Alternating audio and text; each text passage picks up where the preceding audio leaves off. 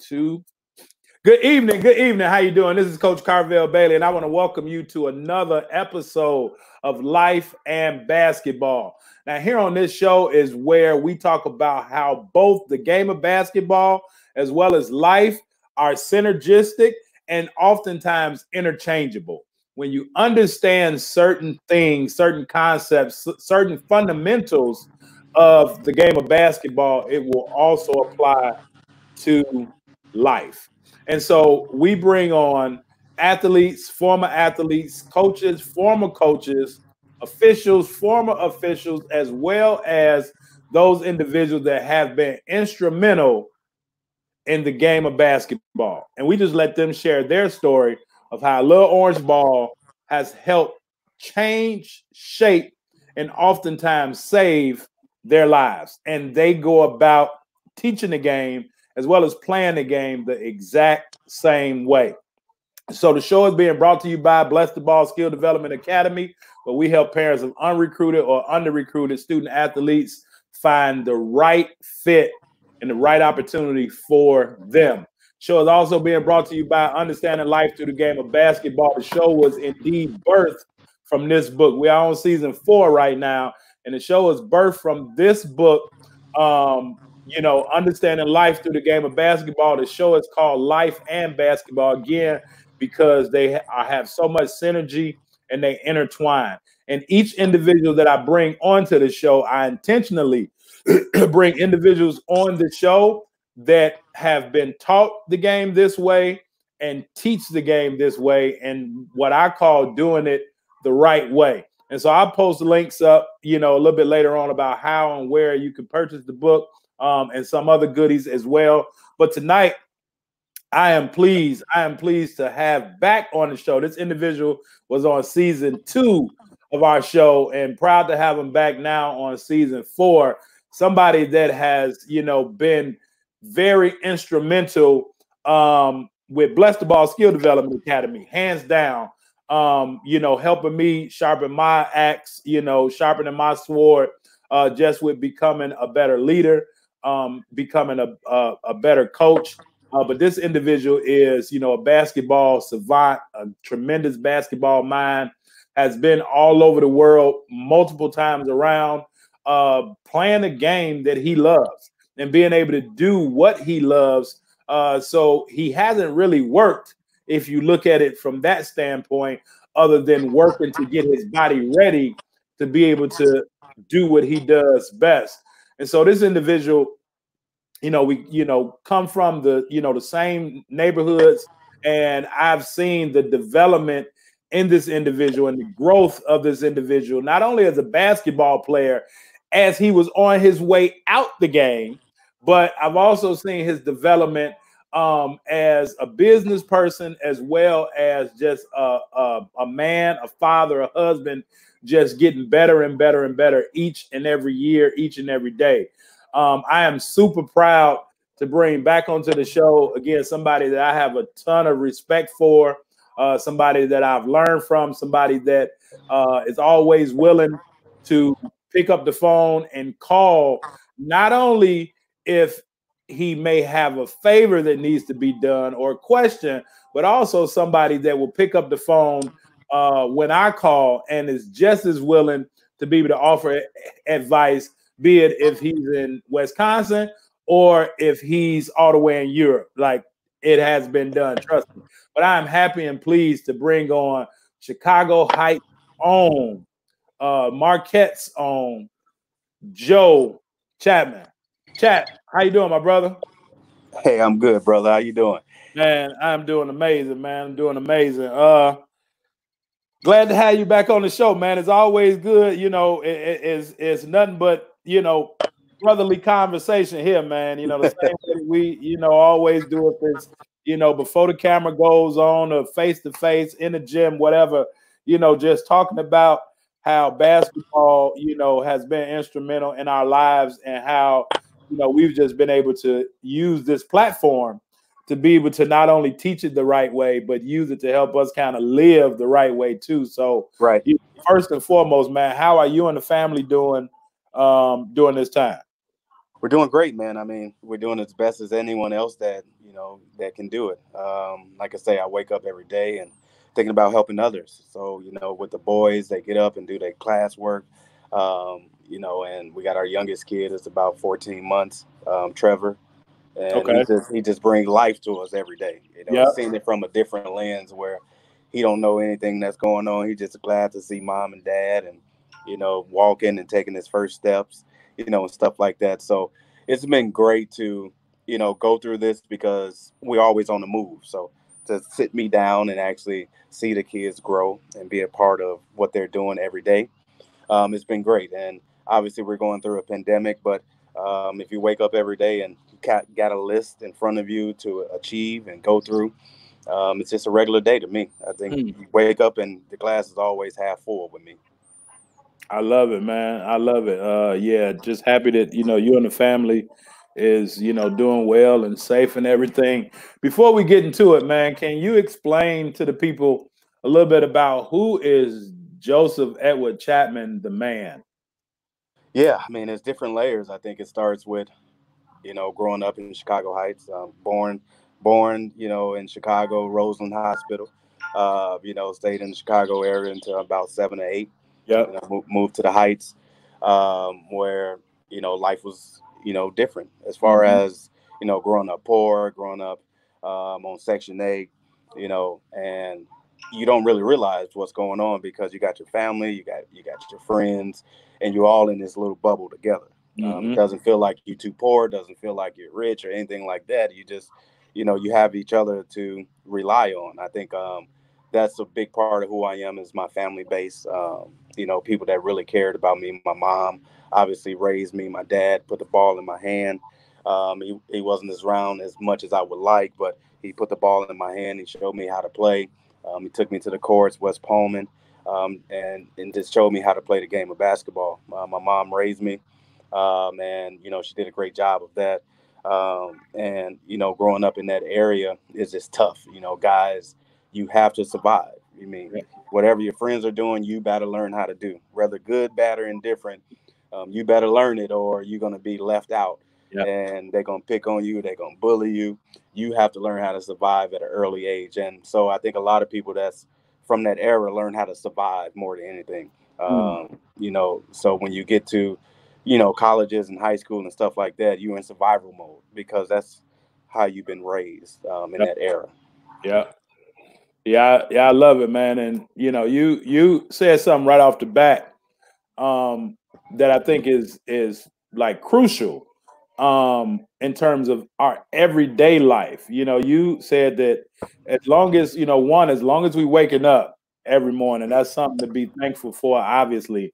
But also, you said as long as you have a list to achieve, Hmm. now you got something to look forward to. Can you break that down? Because I think that Yeah, might go over everybody's head a little bit. right. But I want you to explain that. Right. I think, people definitely that's dealing with, mental depression and different things that our culture has a big stigma of that never gets untreated. Hmm. Um, and people, frown upon things like that, of speaking about things like that. But for me, I like to talk about it because depression is real. Yeah. And, and if you sit down and think about your life and what you've been through, and that monkey gets on your back, like, wow, you've been through a lot. And by having a list and waking up to something every day, it keeps your mind going. You never want the devil to take your mind. You want your mind to continue to grow and develop. And so I always write down a list, whether it's a list that I need to do around the house, whether it's a list that I need to help grow my program, or it's a list that I need to reach out to someone who um, needs to be uplifted. I think if you tackle all three of those things, do stuff around the house, you make a list what you need to do, not what your job wants you to do. What can you do to become better for yourself? I think that's important for people, never to work harder for someone else than you do for yourself. So, Mm. regardless of whatever your job is, what do you want to be in life and pursue that during this time? This is the Yeah. most time that we got down period. You can learn what you want to do and who you are as a person, and try to dive into that, whatever it might be. I think you should have a list every day to try to check off and wake up and keep that cycle going.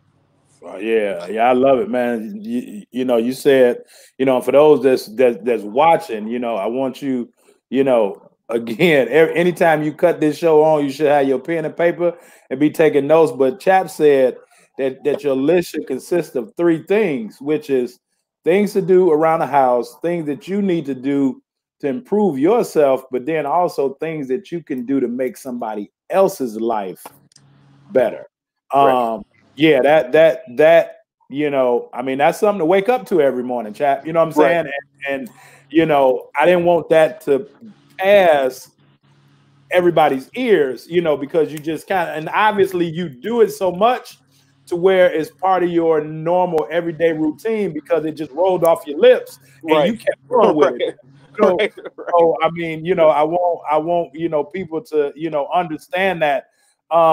Now growing up in Roseland, and we got, Barry on here, Barry Bradford, What's up, that Barry?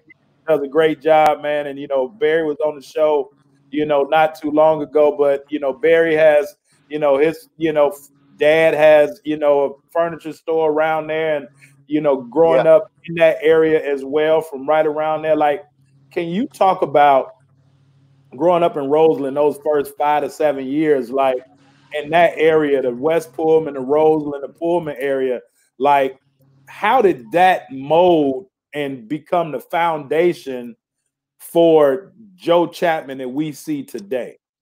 Yeah, I think one of the main things that I saw at that time period is people working extremely hard just to make a living, not to be rich, not to be poor, just to make a living. I think that's important. I think that was one of the main things that I learned. I moved, my first 7 years, I moved 5 times, so I was never steady in one spot. We lived in basements. We lived top of someone's house, at the top. So it's always we're on the move. So I was Yep. always thinking, about wow, we're in survival mode, but no one's complaining, no one's saying anything. We're getting up. My mom worked double shifts at night. My dad tried to work little end jobs to make a living. But you got guys that's outside that's hustling. I mean, they getting this money easily, Yeah. Yeah. and and they putting their body, their mind, they putting their life on the line every day just to bring back something for their family. Yep. And I think that's the stuff, good, bad, and different. You're learning every day from people, and you need those life lessons to carry you on to what you want to do for your life. Mm-hmm. Yeah, no, that's goes back to what you said before I even asked that question. Just learning how to survive, and when not that you always have to stay in survival mode, but you have to be able to code switch when you need to, Right. because and I mean we're getting to it a little bit later, but Right. once you get on your own, especially in college, you have to know how to get it done, Yeah. and that can be another word for survival, being able to Absolutely. just get it done and not really focus on the white noise or what else is going on. Because as you said, you got the hustlers that's out there that's taking, life and death and penitentiary chances to Right. survive, basically in the Right. same sense. So, what can you do, to survive with that? So now you all, move out of the Roseland area and, you move to, Chicago Heights and the Sauk Village area. How was that transition for you? Because, I mean, at that age, just kind of starting school and, Right.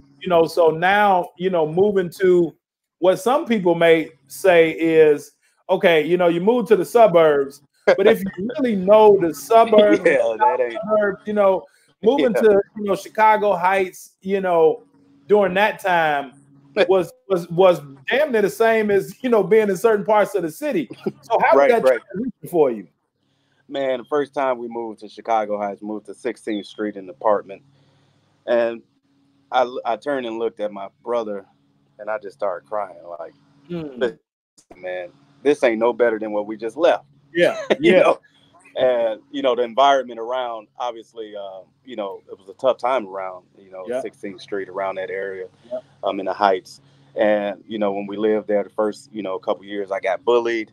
No one knew me. Who yeah, was this kid? I wore big glasses. yeah, So you're trying to make a name for yourself, And that's something when you keep moving from spot to spot, you're trying to determine who you're trying to be around, who's the cool kids, who's not the cool kids, who's the gangbangers, who the people, where should I wear my hat to, or so all of that stuff is important when you keep moving environments. Yep. And Yep. growing up in the Heights was good for me because it was toughness.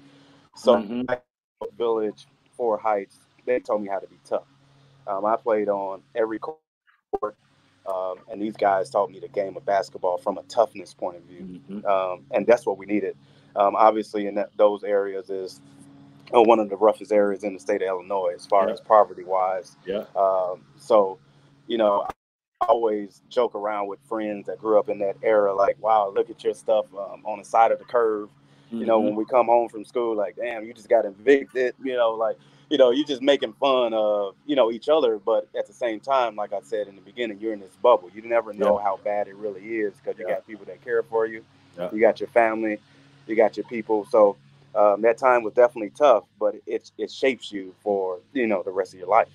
Yeah, no, and I think that with anything, you have to have the toughness to accompany it. And you went on to be an amazing, basketball player, and now amazing, coach and business person. But that all requires a certain level of toughness. Right. And nowadays most athletes play in park, play in gyms.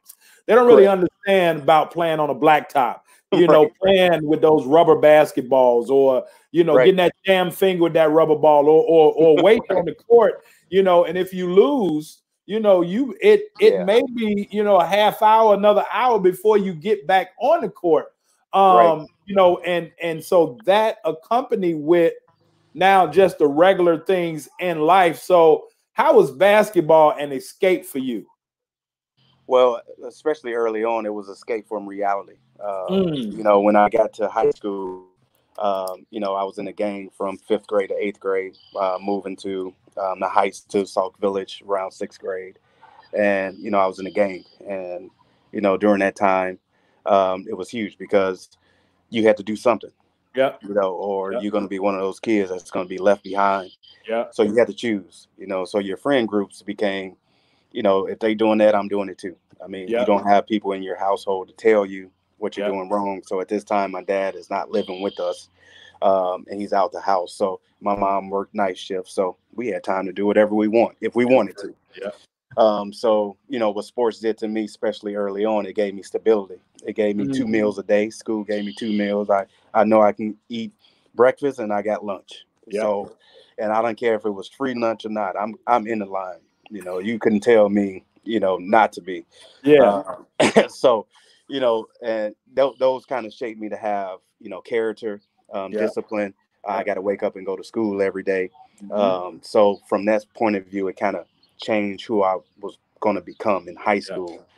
So that first day of high school, I actually got jumped the first day of high school at Bloom Trail. I got jumped the first day by rival gang. The first day I got jumped, that was the last day I was in the game. I was like, hey, man, this is it. I'm not about to go down this road doing this. So that actually turned my life around. It's having that moment where, what do you want to do? You can go left or you can go right. And, 9th grade was really my time to go either direction. And luckily enough, I had great coaches. Guys really forget about, you learn so much from your coaches. My first coach at Bloom was Joe Gunderson, and he was more of a people's coach, where he wants to get to know you as a person. He get in the car, he listen to some rap music with you. He can come down to your level and you can relate to him. So that always rung in my mind is this coach is trying to relate to me, which is great. He'll pick me up, he'll drop me off. So having coaches like that to relate to was great. That makes you want to work harder for them. And then playing AAU, I didn't play AAU until after my freshman year. And then, Coach Newquist was the next guy to really say, hey, Joe, I got your back. He was more of a, more of a firm leader where, hey, this is what you need to do. I'm going to make sure you get there. We'll put you on the right platforms, make you better. And then Coach McGuire is in, High School Hall of Famer, So I had him my sophomore year, and then I had, Coach Meyer my junior, senior year. So I had two guys that made the, Basketball Hall of Fame. So I learned the game from great knowledge of coaches early on. So that gave me my discipline. That gave me my drive to want to get up and do something, and doing, having activities to do. I didn't get home till 5 or 6 o'clock every night. So now it was a cycle. I got used to a structure. And for me, having a structure and discipline has really shaped my life to what it is now. Yeah, that's big, man. You said a lot in that, answer, but you said that sports gave you structure, stability, and it gave you discipline. And like with anything in life, you have to have structure, and that structure, as you said about making that list, like that early in the morning, you have that structure, to where now we're not just drifting throughout the day and just, basically reacting to what the world wants us to do, and as you said, like, you can't let the devil have hold of your mind, because otherwise now you're going to be thinking and just moving around, but now once you get the structure, now you have to have stability and be able to balance those two, and as you said, you're either going to be in the streets or you're going to be in the gym, and you can't do both, and I think oftentimes, we get a lot of most athletes these days, and I'm gonna go on record and say it, most athletes these days ain't really gangster, right? They ain't really tough. They want to portray it because it looks good, or that's the perception that looks good. But at the end of the day, they're not really those individuals that you grew up around. If it's in Roseland, if it's in, the Heights, we know it's, easy greasy, and, they aren't built that way, if that makes sense, but even though they aren't built that way, you can still have some toughness. So even though you got out the gang, but now with the structure and being a little bit more stable, now you was able to challenge that toughness in a whole different direction, if that makes sense. Now the fight was different. The fight was to get out the neighborhood. The fight was to use basketball to put you in a better situation, as opposed to being able to just, we're going to fight with these hands, and then, the discipline part of it, which I think is big, even though you knew you was getting 2 meals a day. And, oftentimes, kids, and people don't really understand, but kids come to school a lot just to eat. Absolutely. Especially in poverty neighborhoods, they come just to eat. And you notice when if kids getting hungry, they their attitudes getting different, they blood levels spike and all those things. I had a kid one day when I was a dean at Orr, man, he cussed the lunch lady out because she gonna get back to the end of the line. He came in, like, went off on her. They brought her in my office, and I'm talking to him, and he going crazy. I said, like, man, like, what was really the issue? And he was like, Dean Bailey, I'm hungry. And I'm like, dude, why didn't you just tell her that? You know what I'm saying? Now, the lack of discipline because you're hungry, has caused other things to take place. So so that discipline, you was getting up every day going to school, chap. So I'm pretty sure your grades improved as your attendance improved. Can you talk about that? And you was really coming to school just to eat.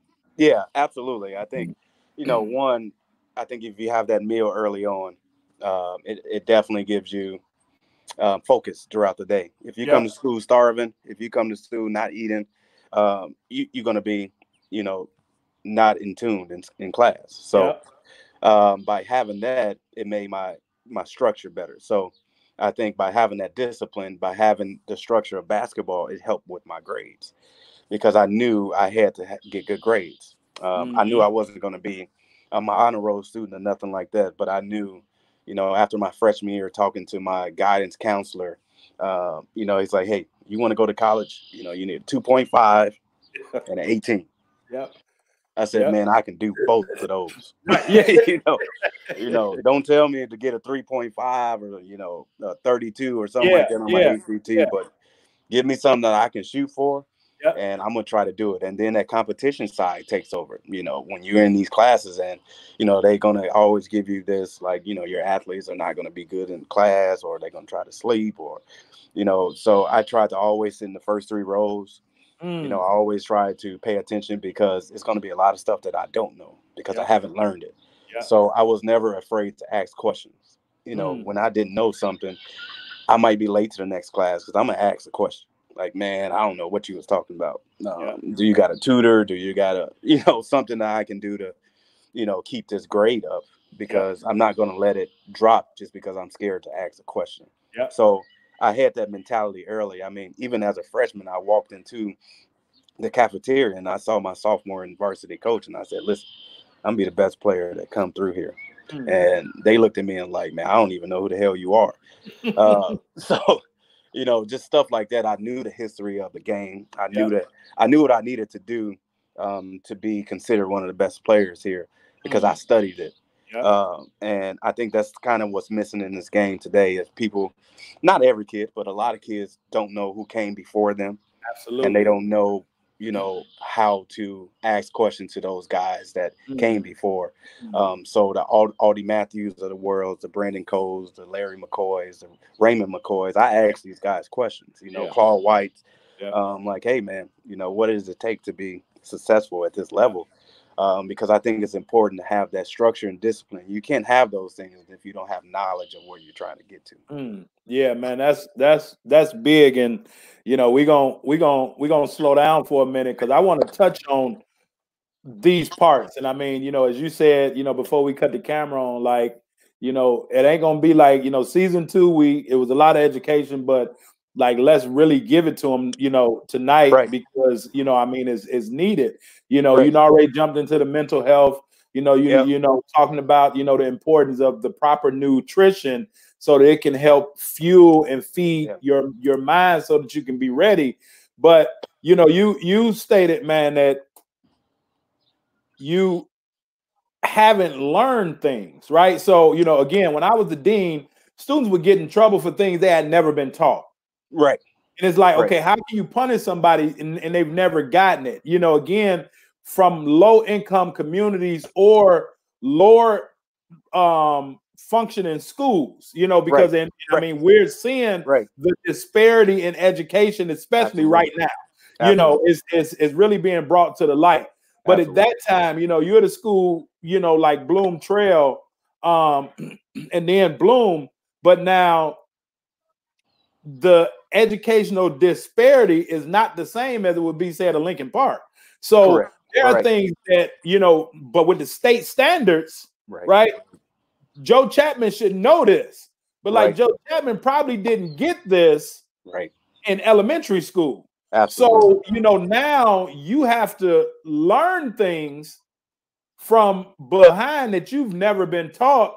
So now you got to ask questions, and where a lot of athletes fail, and as you said, because they think by asking questions is going to make them a chump, or asking questions is going to make them look soft, you know, in front of their friends. So, you know, can you talk about that? And in order to ask questions, you have to be, one, confident in yourself to know that, you know, you got a bigger goal. You know, you said when they said give you a 2.0 and an 18, you know, give you something that you can shoot for. And it's funny that you say that, because we all know you as a shooter, right? You know, as long as you got a target that you know is possible, that's easy money. You know what I'm saying? So, you know, so like, can you talk about the importance of asking questions, you know, so that the young athletes that's watching, the parents that's watching, can help their student athlete and just their youth understand that, not be afraid to ask questions. And it's, you know, it's different parts of learning.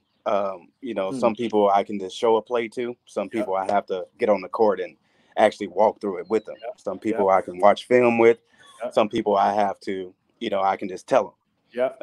And it's different parts of learning that all kids don't understand what's their level of learning. Just because, you know, you might be knowledgeable at one thing, that makes you, you know, not knowledgeable at something else. So you want to be the full package. And the day you stop learning this game should be the day you stop playing. Absolutely. Because you're going to learn something every day. Yeah. from different people. And that's what really set me apart from a lot of the guys that I played with in high school. There was a lot of guys that was way better than me, way more athletic than me. But I learned what made them tick. I learned and I asked questions. And a lot of times you're afraid to ask questions because it makes you feel like you're less of an athlete, less of a person by asking a question. Like, hey, man, Phil Alexander, man, you're a beast on this low post. How do you get your body, to bang twice and spin off the body? I want to learn it. Yeah. So teach me how to do it. Beanie Green, you was a great assist guy. You set guys up. How did you do that? So for me, it was about picking guys' brains. And it's very important for a lot of kids to know that it's okay to, one, make mistakes.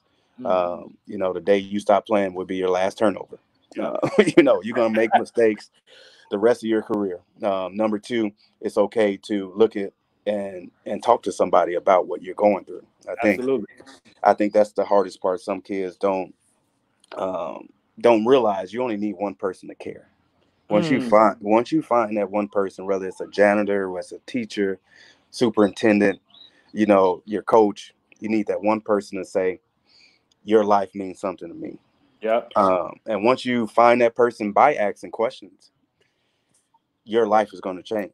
And that's what happened to me. My life changed once I realized people cared about not just me as a player, but me as a person.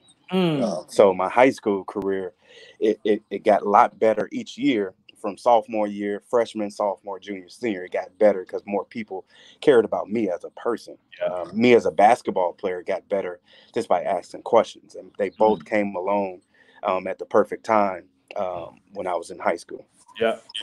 No, that's big, man. Just you progressively got better. You didn't hit that peak too early. You progressively got better. Now, this is something that probably flew over a lot of people's head too. And I know that I didn't really pick it up until I was a college coach, because I understood what happened, and even though I was a walk-on at UIC, but they, it still happened with my classes. But you said sit in the first three rows. I used to say sit in the first two rows. But can you explain that? Like those in the front get special provision because they really get it first. But and again, as we get into the the whole college scene and the college level, it's a reason why you do that. But can you really talk about why you sit in the front? And like, let's keep it honest with the people that's watching. There are a lot of educators that don't like athletes. Like let's just be honest about it. Absolutely. And I think it's a stigma on athletes that it comes with warrant, that you want the attention, that you want to have the handout. But I think if you put the time into it and you actually, sit in the first couple rows and pay attention and not goof around, because in our society we are taught to, I'm gonna go to the back, man. I'm gonna put my hood up, might sneak my ear plugs in, see what I can get away with, and I better be eligible by this weekend to play in these games on Friday and Saturday. So I didn't have that mindset because, honestly, I don't like to call people names out, but these are my guys. So my freshman year, I had a class with CC Malone and Beanie Green. These dudes, they seniors. They seniors. So I'm looking like, man, how is this possible? I'm always learning. My mind is learn mode at all times. This is how I grew up. So, the funny part is after the season, I didn't see these dudes. They didn't even come to class. They didn't come to school. So I'm always learning about, man, how is this possible? That this is a stigma that we have as a program, as a culture, that our star players get away with what they want. So even though, I wasn't a 3.0 student, I definitely carried myself the right way in the classrooms, because I always thought that was important to set that tone, good, bad, or indifferent. That, one, I knew the last time that Coach Meyer had an all-state player was, 1980 something with, Wilbon Perry. So, and I knew that 1990 was the last time Bloom had any All-State players. So Mm-hmm. my mind was like, all these great players that came through here, in this time period, something's not right. Right. So my mind is like, it's great players here. We got to change the culture of what is Bloom basketball. Yeah. And I think my time period, we did that, and going forward, I mean, it just took off, going downstate a couple times, and it's just been great going forward. But I think that knowledge piece is sometimes is what missing in kids. It's just asking questions. Get out of your comfort zone. You do have introverts. You got people who just can't do it. Mm-hmm. But the more you learn how to do it early, the more successful later it is for you to reach out or get a job that you might not have been comfortable with if you had to do it straight out of high school. Absolutely. No, absolutely. And you know, I think that that's needed because a lot of people don't really understand, and I don't think that a lot of athletes really understand. They be like, man, the teacher tripping. Well, again, you're really playing at a deficit because of what other people have done before you. Right. So now they looking, we know, okay, shut up and dribble and all that, granted, but Right. like they're really, at you and waiting because they feel as though athletes get the special treatment. So Right. when you do get a student athlete, right, those are the ones that's really successful because now the teachers see, okay, Joe Chapman care more about his education than I do. Right. Right.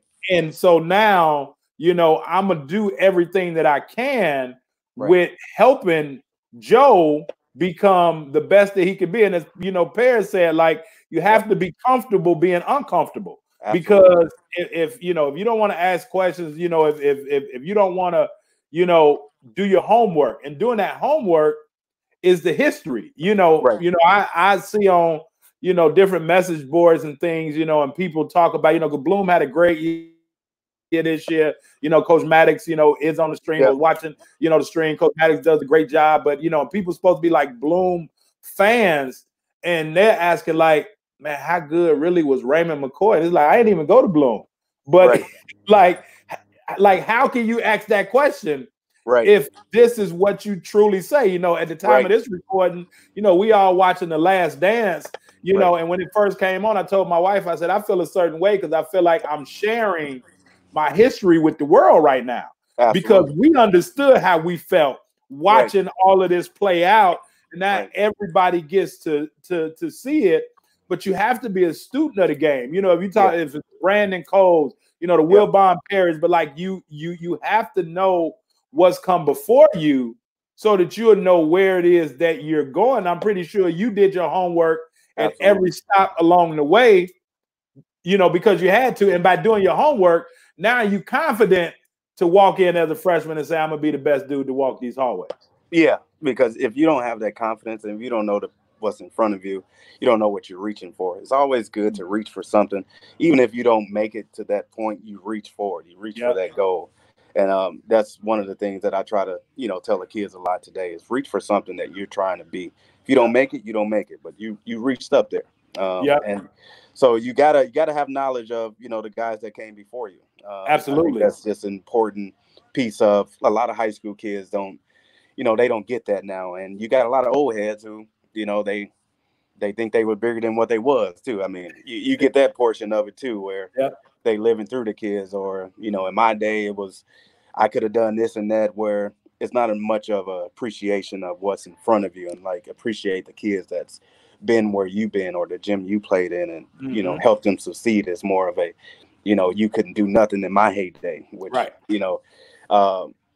a large portion of, the world where we don't support enough of, each other.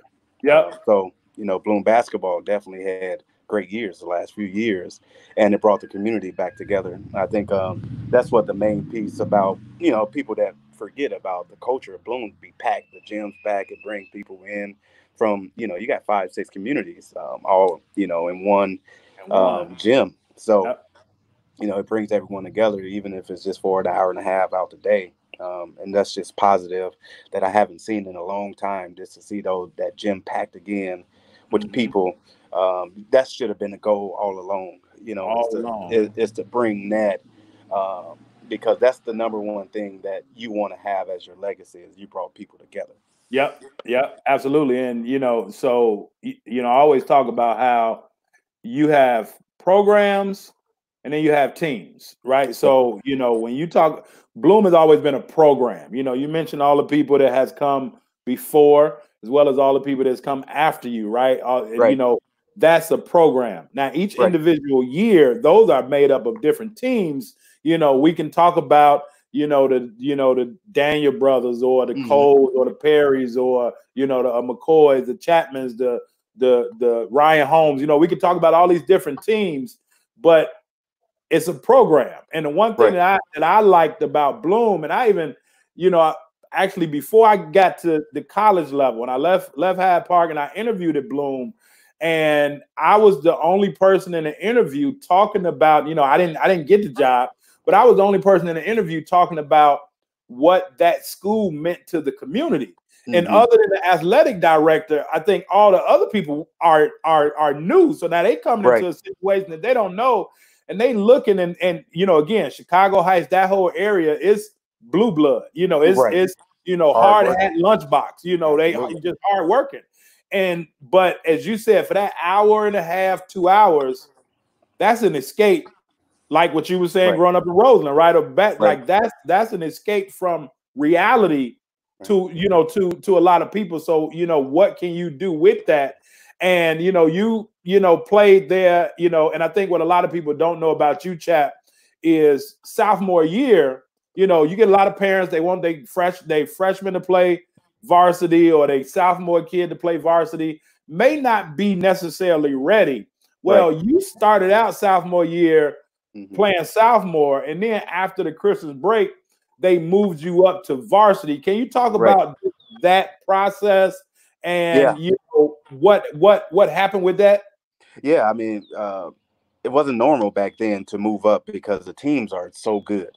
And these players before you, like I said, this community is two schools combined into one.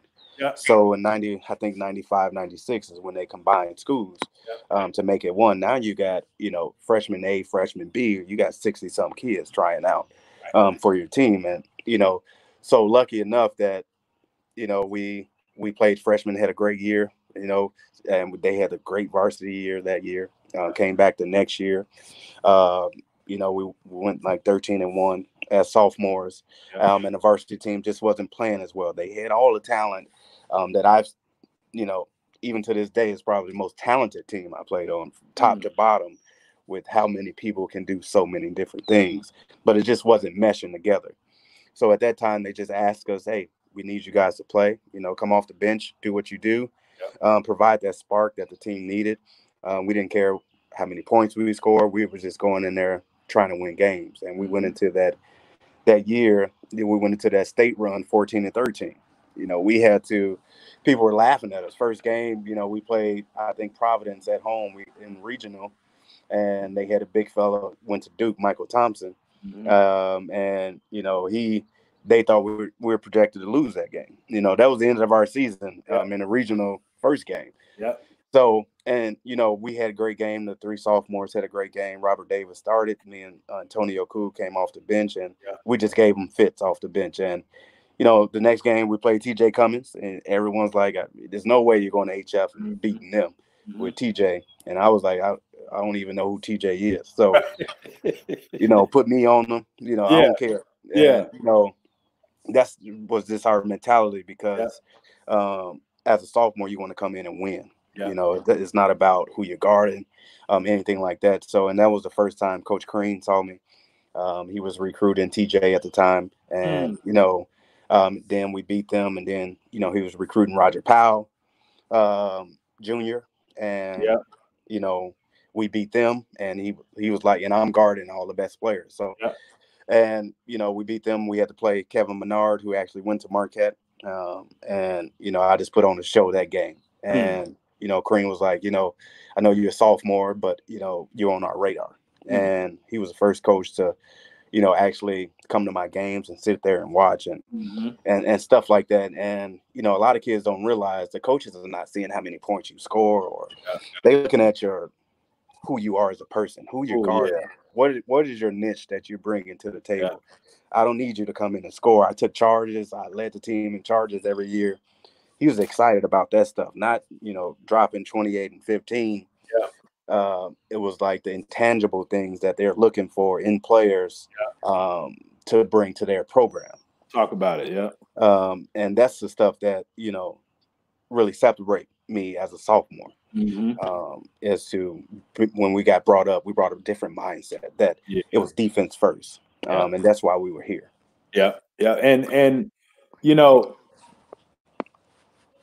you played 3 different teams, and the way God works, one school was recruiting somebody from those teams. And while the coach was coming to the game, looking at them, he left remembering you. Right. And I think that for so many young athletes, they may want to play on the circuit, or they may want to go to a certain high school, or to be on a certain radar, and it's an old saying, if you're good, they'll find you. Absolutely. But we've heard this story time and time and time again. Coaches, one, are not just in the gym looking for the best basketball player, the one that can score the best. Coaches are in the gym looking for who fits them. Right. And now what you said, you all brought a different mindset, defense first, you taking charges, you diving on the floor. Well, that just goes back to your survival mode, your toughness. Absolutely. Little did you know that it's a dude that's projected as a crazy coach, but that's what he loves. And you out there just having fun and you're competing, but that coach left remembering you. Right. Even though he was there recruiting somebody else. So, can you help the young athletes out with, because so many are transferring, or I'm about from summer team to summer team, from school to school, or they get irritated, man, coaches not looking, can you explain, a little bit more, as you said, when coaches come to the gym, it's not just about your scoring. So if you can explain that, but also a coach may recruit you and they never even knew who you were, because they come and looking for somebody else. Right. I think number one thing about that is, to answer your first question is, you never know who's watching at any point. So regardless of whatever team you played on, it doesn't matter. When, I give a couple instances with me with, Larry Butler start knocking at my door, like, hey, Joe, we need you to play. The Warriors at the time was the best program, in the state. And, I played for the Wolverines with Coach Newquist. And then he came knocking on the door, and I was committed to my group. Because one of the things that stuck out to me, Coach said that regardless what tournaments we're coming to, coaches are coming to see you. And if you leave, you might mess up a chance for somebody else on your team. So you're going to be selfish if you do that. Because, guys are going to get looked at from different colleges because they came to see you. And that stuck a chord in me. Like, it doesn't matter where you play, because coaches are going to find you if you're doing the right thing. For instance, if you want to go play on the circuit, which is fine. You don't need to play on the best team. I want to go against the best team. Sure. Because guess what? Now this coach knows that I'm going to guard the best player. All of my things that we preach is going to show. I'm going to guard the best player. I'm going to be a good teammate. I'm going to huddle the guys up. I'm going to pick the guys off the floor. I'm going to cheer my team on the bench. I'm going to make sure I high five when someone doing something well. I'm not going to go sit and pout. It's a culture that if you build it the right way, it doesn't matter the team you play on. It's about the program, like we mentioned. The program is what succeeds. So if you got good morals, good values, and it shows on the court, man, I tell you, the coaches appreciate that more, because they don't want to coach that in college. They want to help you get better as a basketball player. So if you come with an attitude, or lazy, or you can't get screamed at or yelled at, or you don't look someone in the eye, they checking you off the list. Like, no, that's not my type of kid. Yeah, he might be averaging 30, but he's going to be a head case in the locker room. So that's my, advice for kids is do all the intangible stuff first. and let your skills speak for itself when you play. The intangible stuff is something that you have to work at every day. Watching yourself on film, just not watching how you play, but how you interact as a teammate, because that's what coaches are looking for. Yeah. Is that type of, they want to know what your niche is before you get there, because your niche can't be scoring. It has to be something that separates you from other players that a lot of coaches want to see in you. And plus, Chap, I mean, we already got 3 scores, and ain't enough balls anyway. Right, right. So like, why do I need another score? What can you do to add value to the puzzle piece that we've already got, or that's already made? Yeah, and let me talk about that. Like, for a second, leaving high school, I was the all-time lead scorer at my school. And I 2-time All-State. Yeah. And I could have easily said, I'm ready to go be an All-American in college. Yeah. It was lined up. Yeah. But like you said, it's people before you. You had the Cordell Henrys of the world, who was an unbelievable player at Whitney Young. Yeah. And, he was the best player on that team before I got there, him and D. Wade. And, they lost to Tulsa in the first round. They were 5 seed. They lost 12 seed Tulsa. So these dudes was foaming at the mouth about time us freshmen got there. Came in, They ready, like, hey, we got Diener, we got, D. Wade, we got Big Rob Jackson on the post. We got Novak, a shooter. We don't need you to come in and do what you think you did in high school. What is your niche? How are you going to play with this team? And that's something that a lot of kids don't realize. That's why it's hard for a lot of star players to make that jump to college, because they only feel like this is who I am as a scorer, or this is my notoriety needs to always happen. So with me, it was easier because I knew who I was as a player and what I can bring to a quality team already, because I did that as a sophomore. So it was just starting all over again, when I got to college. Yeah, I love that, man. So Steve Alexander said, man, he called a lot of fouls on you back in high school. Yeah, he definitely did. Steve calling them fouls, man. Hold that whistle, Steve. Hold that whistle. Man, let me live, Steve. This sick of East battles, bro. Yeah. Let me live. Now, to that point, Chap, can you talk about, knowing the history, you also understand the tradition. So, the old Sika East, and I had actually Steve was on, and Steve was talking about, and Chris Mays was on, and he was saying how when he refed that, Thornton Bloom game, and it was packed and it was a sellout. And Steve was talking about how when he was there, just reminded him of, like, night in and night out, you was in a battle. And so, can you talk about the tradition of the Sika East, night in and night out? Yeah, I think by far it was the best conference, not this in the suburbs, but in Illinois. I think the Red West was right there too. They always been traditionally really good. But that Sika East was a battle every day. I mean, like we said, we had TJ Cummins, we had Big Chris Alexander, you had Big Eddie Curry. So you had 6'10" guys in conference where you don't even see these type of players no more. So it was a battle each game. Where my senior year, it was literally 2 Division I players on each team in the Sika East. So Shepherd had, those Mike boys, down the line. Every team had 2 Division I players that's going to be a standout, in college. So every day you had to line up and be ready to go, because it's going to be a battle.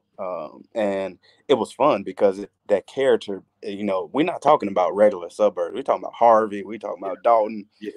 We talking about some scums of the scums. This is not your regular suburb. So, so you go in there, it's going to be a dog fight. And you love it. It brings out the juice in you. And I think that carry players for the rest of their life. Absolutely. It's to play in a conference like that.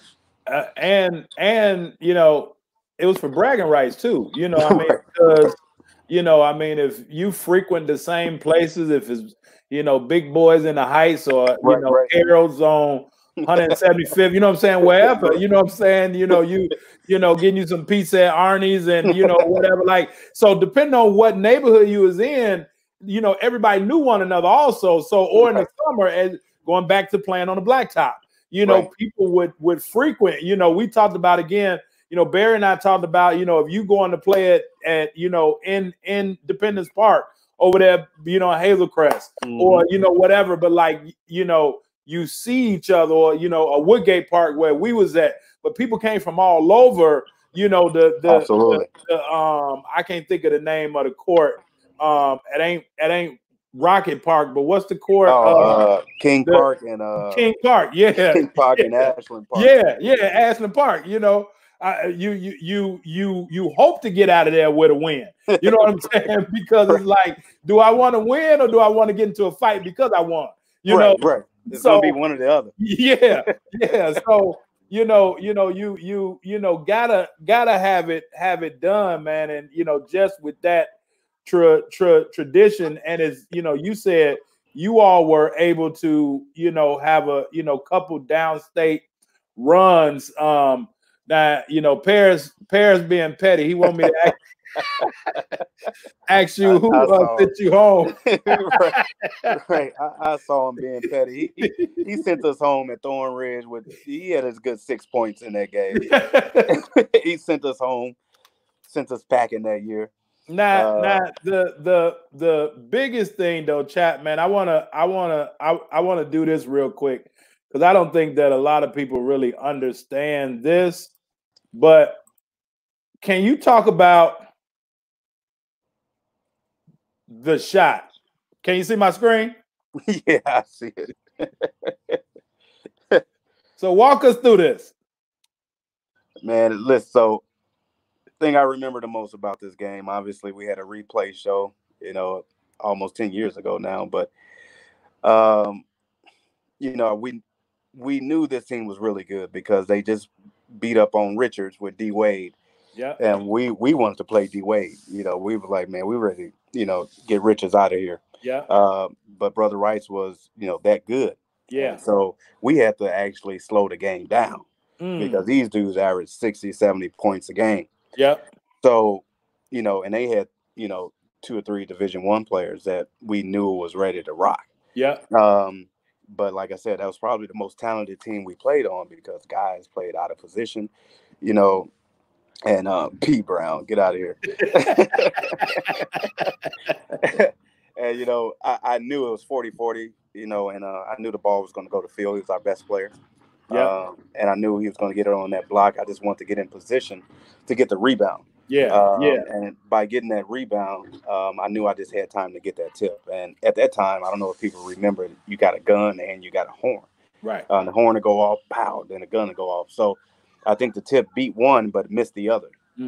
So, you know, when the ref said it's good, you know, we running off the court because we just beat Joliet and they just tore down our bus. Okay. With, you know, bottles and everything. So coach like, listen here, we out of here. Good or no good.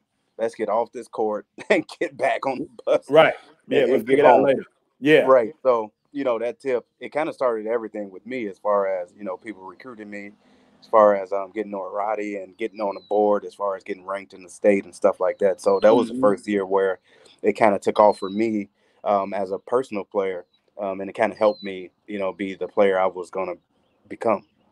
Now, you know, it's said that, well, you actually said that you are 100,000% sure. Yeah. That the tip was good. Now, you know, and I'm gonna show it again in a minute, but can you talk about like rebounding is an art and a science? You know, you don't have to be the strongest person, you know, but it goes back to that toughness, you know. It does. Right. 40-40 game, you know, y'all done won 3 that you shouldn't have won, you know, let everybody tell it, you know, but when the game is on the line, you find a way to not only find the ball, but still get the ball up with one hand And, you know, as the people talking about, like, I mean, it seemed like it was forever, you Right. know, this was kind of the birth of Joe Chapman. Yeah. Yeah. So, you know, and, you know, it's about to come up again, you know, and you got it all with one hand. So what was your mindset as you watching that ball go up? Well, my mindset was try to get in position. Like you said, it's a science, and I'm not athletic, and I just knew how to rebound. I knew where the ball was going. I had a knack for knowing and being around the rim. Had a good touch around the rim, so I was just trying to get myself in position to tip the ball because I knew it was not going to be enough time to gather myself, come back down. So I knew the best chance I had was getting a tip. Yeah. And the tip wasn't even like by the rim. I knew this shot was off by the way he faded. Like if you go back, it came all the way off. Yeah. Yeah. So I knew at that time I had to tip it quick in the air, you know, to try to get it. Yeah. And, you know, by doing that, it gave us a chance to bounce on the rim. Yeah. And by that bounce, that's when actually the ref started looking at the clock when it was bouncing. You know, about that time, you know, it's live on the rim already. Yeah. Yeah. Um, Now, how does it feel, man? You know, because everybody ain't been a part of a court storming. I mean, it like the Bloom cheerleaders. As soon as the ball went in, you know, I think you almost got like bum rush tackle. Just just in that environment, everybody is rushing on the court, and you know the coach saying, "Hey, we got to get to the bus." But right. like, can you explain that environment of a game with that much energy and so much energy? Because as you said, you know, a few years ago, Gatorade did the whole thing. You know, right. Dwayne Wade, Dwight Howard came and was honorary coaches. They wanted to do it again because for, you know, 10, 15 years now, everybody's still talking about the shot. You know, people know the Michael Jordan shot, but they don't know the Joe Chapman shot. So can you just walk us through, man, that court storming? Yeah, well, the backdrop of that is you got a predominantly all white school on one side and predominantly all black on one side and the other. So, you know, it was just it wasn't racial at all, but it was just a lot of tense in the gym. Yeah. One side wanted one to win, the other one wanted the other to win. Yeah. And I'm sure it was, you know, games, and it was a type of game where there was a lot of betting going on, a lot of things flying. Like, man, we about to, you know, this how much we about to bet on this. So that was the first time that I actually been a part of a game where they stormed the court, and people were just more happy that, like I said, it brought the community together. It wasn't about necessarily the game; it's about we all the way in East Aurora, and our whole community came to support. Oh, yeah. I mean, and for me, that was the biggest thing. It's like, man, I'm seeing people from everywhere support, you know, each other from our neighborhood, you know, and that's what brought the tears from guys. And guys were so emotional about it is people came out of nowhere to start supporting us again. Yeah. And that support meant so much for us. It's like, wow, people believe in us. People believe in a 15-year-old kid, you know, and that's the stuff that, like I said, it only takes that one person or a group to believe in you. And when they started bun rushing us like that, it's like, man, we doing something for the community that's bigger than us. So that's what we thought about. Yep. Yeah. No, that's a great part. At that point, now the game becomes about something other than you.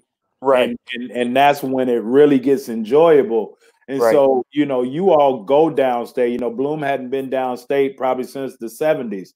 And so, you know, now you all go downstate and you all face a Westinghouse team, right? Westinghouse, yeah. I mean, you just talked about the Second East and the Red West. So, man, you know, what a, you know, good match. Now, who was all on that Westinghouse team? Man, who wasn't? That it felt like it was 30 of the all-time best players in the world on that team. But they, you know, they had the great coach. I mean, they started 6'3" and under. You know, and they press you full court. They had Banks, Bagley, you know, they had the boys going, they ready to rock. So, you know, for us, it was like, first I was a little insulted, you know, to be honest, because you always put these two powerhouses facing the first time. We go to Peoria to face Westinghouse. I mean, we could have went 20 minutes up the road to play them. You know? So they always put, you know, the suburban team against the city team right away. So, we were all a little bit upset about that, but that was just a great game for Yeah. them, Yeah. because we didn't know how good they were. They were smaller than us. We didn't see them play, and they played this style that I haven't seen since since then. Yeah. Like these dudes were unbelievable, and they had a motor about them. They had a toughness about them, and the coach brought the toughness out of them. Yeah. So it was Yeah. like, man, these dudes are like foaming at the mouth because the coach is foaming at the mouth. Yeah. Yeah. So it was just great to, first get down there. I think Bloom went in with B. Cole in the 90s. And then, after that, they didn't do it since the 70s. Yeah. So we were just proud to get down there and put our name back on the map. East St. Louis was down there, the Peoria Manuals, Richwoods, those teams were down there. And, we were at dinner and they called Miles and them and they calling out, the records. Yeah. 29-3 East St. Louis, Darius Miles stands up with his King of East St. Louis jacket on. Bloom Township, 19-13. People like 19-13. How the hell they get how down they there? get here? Yeah, yeah. But we were ready to prove it. But we ran into that powerhouse, and they were just about, they were ready to win it. But it was great for us to get down there. Yeah, yeah, no, and that's that's a feeling that I think everybody would like to experience as a player and as a coach. Being able to get down there. And so now, after high school, you go, to Marquette, and as you said, they had just lost first round. They got Dwayne Wade, and they got Cordell Henry, and Steve Novak, and they starting to pump, and the legendary Coach Tom Crean. Can you talk about the transition, Chap? And for the athletes that's watching, especially the athletes, but the parents that can relay it to the athletes, and even the coaches. I think that high school coaches should do a better job of preparing their athletes for that transition. Because as you said, in college, coaches don't have time to coach character, and they don't really have time to coach those basic things that you should know. So how was that transition going? And back when you was there, the people that don't know, the gym that y'all played in, it wasn't the Al. It was the, it was the Final Four gym. And if you ever been down there, that gym is 100 degrees in February, it seemed like. Right, man. And I'll tell you the story. I like to tell this story a lot about my first individual. I got to Marquette. We had our first individual with me, Steve Novak, Karen Bradley, and a walk-on. I think his name was Andy Freund. And, we're going through this individual, and the goal of this individual is to kill you. Basically, they want to test your toughness. It's in a hot gym. It's in middle of June. You get in the campus, and they trying to test where you came from, who you are. And halfway through, 45 minutes through, they put an hour and a half on the clock so you can see it, and it's clicking and it's in your mind. So they just killing you. No water breaks. They just trying to see what you got. And like I said, we come from let's do it. I'm ready. But you can't do nothing to me like I haven't seen. So, Karen Bradley dropped, the walk-on dropped, me and Novak left. We're just looking at each other. It's like 30 minutes left on the clock. And it's just this full court one-on-one drill that we're doing, and we're killing each other. And then after the drill, now it's a full court with the pad, with the coaches. You do a half court, make a layup, boom, they hit you on the way back. They just constantly going. So I look at Steve like, listen here, man. I don't know who's going to make it out of here, but one of us about to die. So he looked at me. He was like, all right, let's both fall out at the same time. And so about 15-minute mark, we both just like middle of the drill, in and out. They just telling us what to do, testing our mental while we're trying to think. So while we've been tested, we just fall at the same time. Boom, boom. He's on one side, I'm on the other side. I'm like, man, this is it. I thought I was tough until I got to college. It was a different type of toughness. They're preparing for something that you wasn't around to catch wind of. So they're preparing for the battle that they know that you freshmen is going to have to do to help us win. And by doing that, we got screamed at, cursed at, dragged off the court. You ain't gonna make it through. Called all type of names that can't repeat on air. Right. And it was a part of trying to build you up to where they're trying to get you to. Yeah. So when you get into the environment where it's the Elite Eight trying to beat Kentucky, they can say, "Hey, Joe, you got the best player, Keith Bogans," and it's cool because they put you through the war to prepare you. And I think that was the biggest transition getting into college, is preparing every day for a battle of 3 or 4 hour practices. You got school, you got to eat, you got film, you got study hall. It was becoming a more complete person when you get to college. And like you said, you mentioned a little bit about the education point where you're just not, they don't have that in Chicago Heights or wherever you might be. That education ain't the same as Marquette. So you're going to have that stigma as soon as you get there. Like, I don't know half of this stuff that they talking about, so you're going to need the help. And going back to one of the early points where you need to ask questions. Absolutely. And having study hall and being in the first couple rows, because at Marquette, it was the first 2 rows. If you're not in the first 2 rows, you're going to be on that line about time practice started. And they come to peeking in that class. Oh, they're going to come peek. And these assistants is not your boys. They're going to rat you out. Yeah. They're going to rat you out. So you better be there on time. You better be in the first 2 rows. Wait a minute. Say that again about the assistants, Chap, because I think that, people think, and they do a good job. And, some assistants are great people.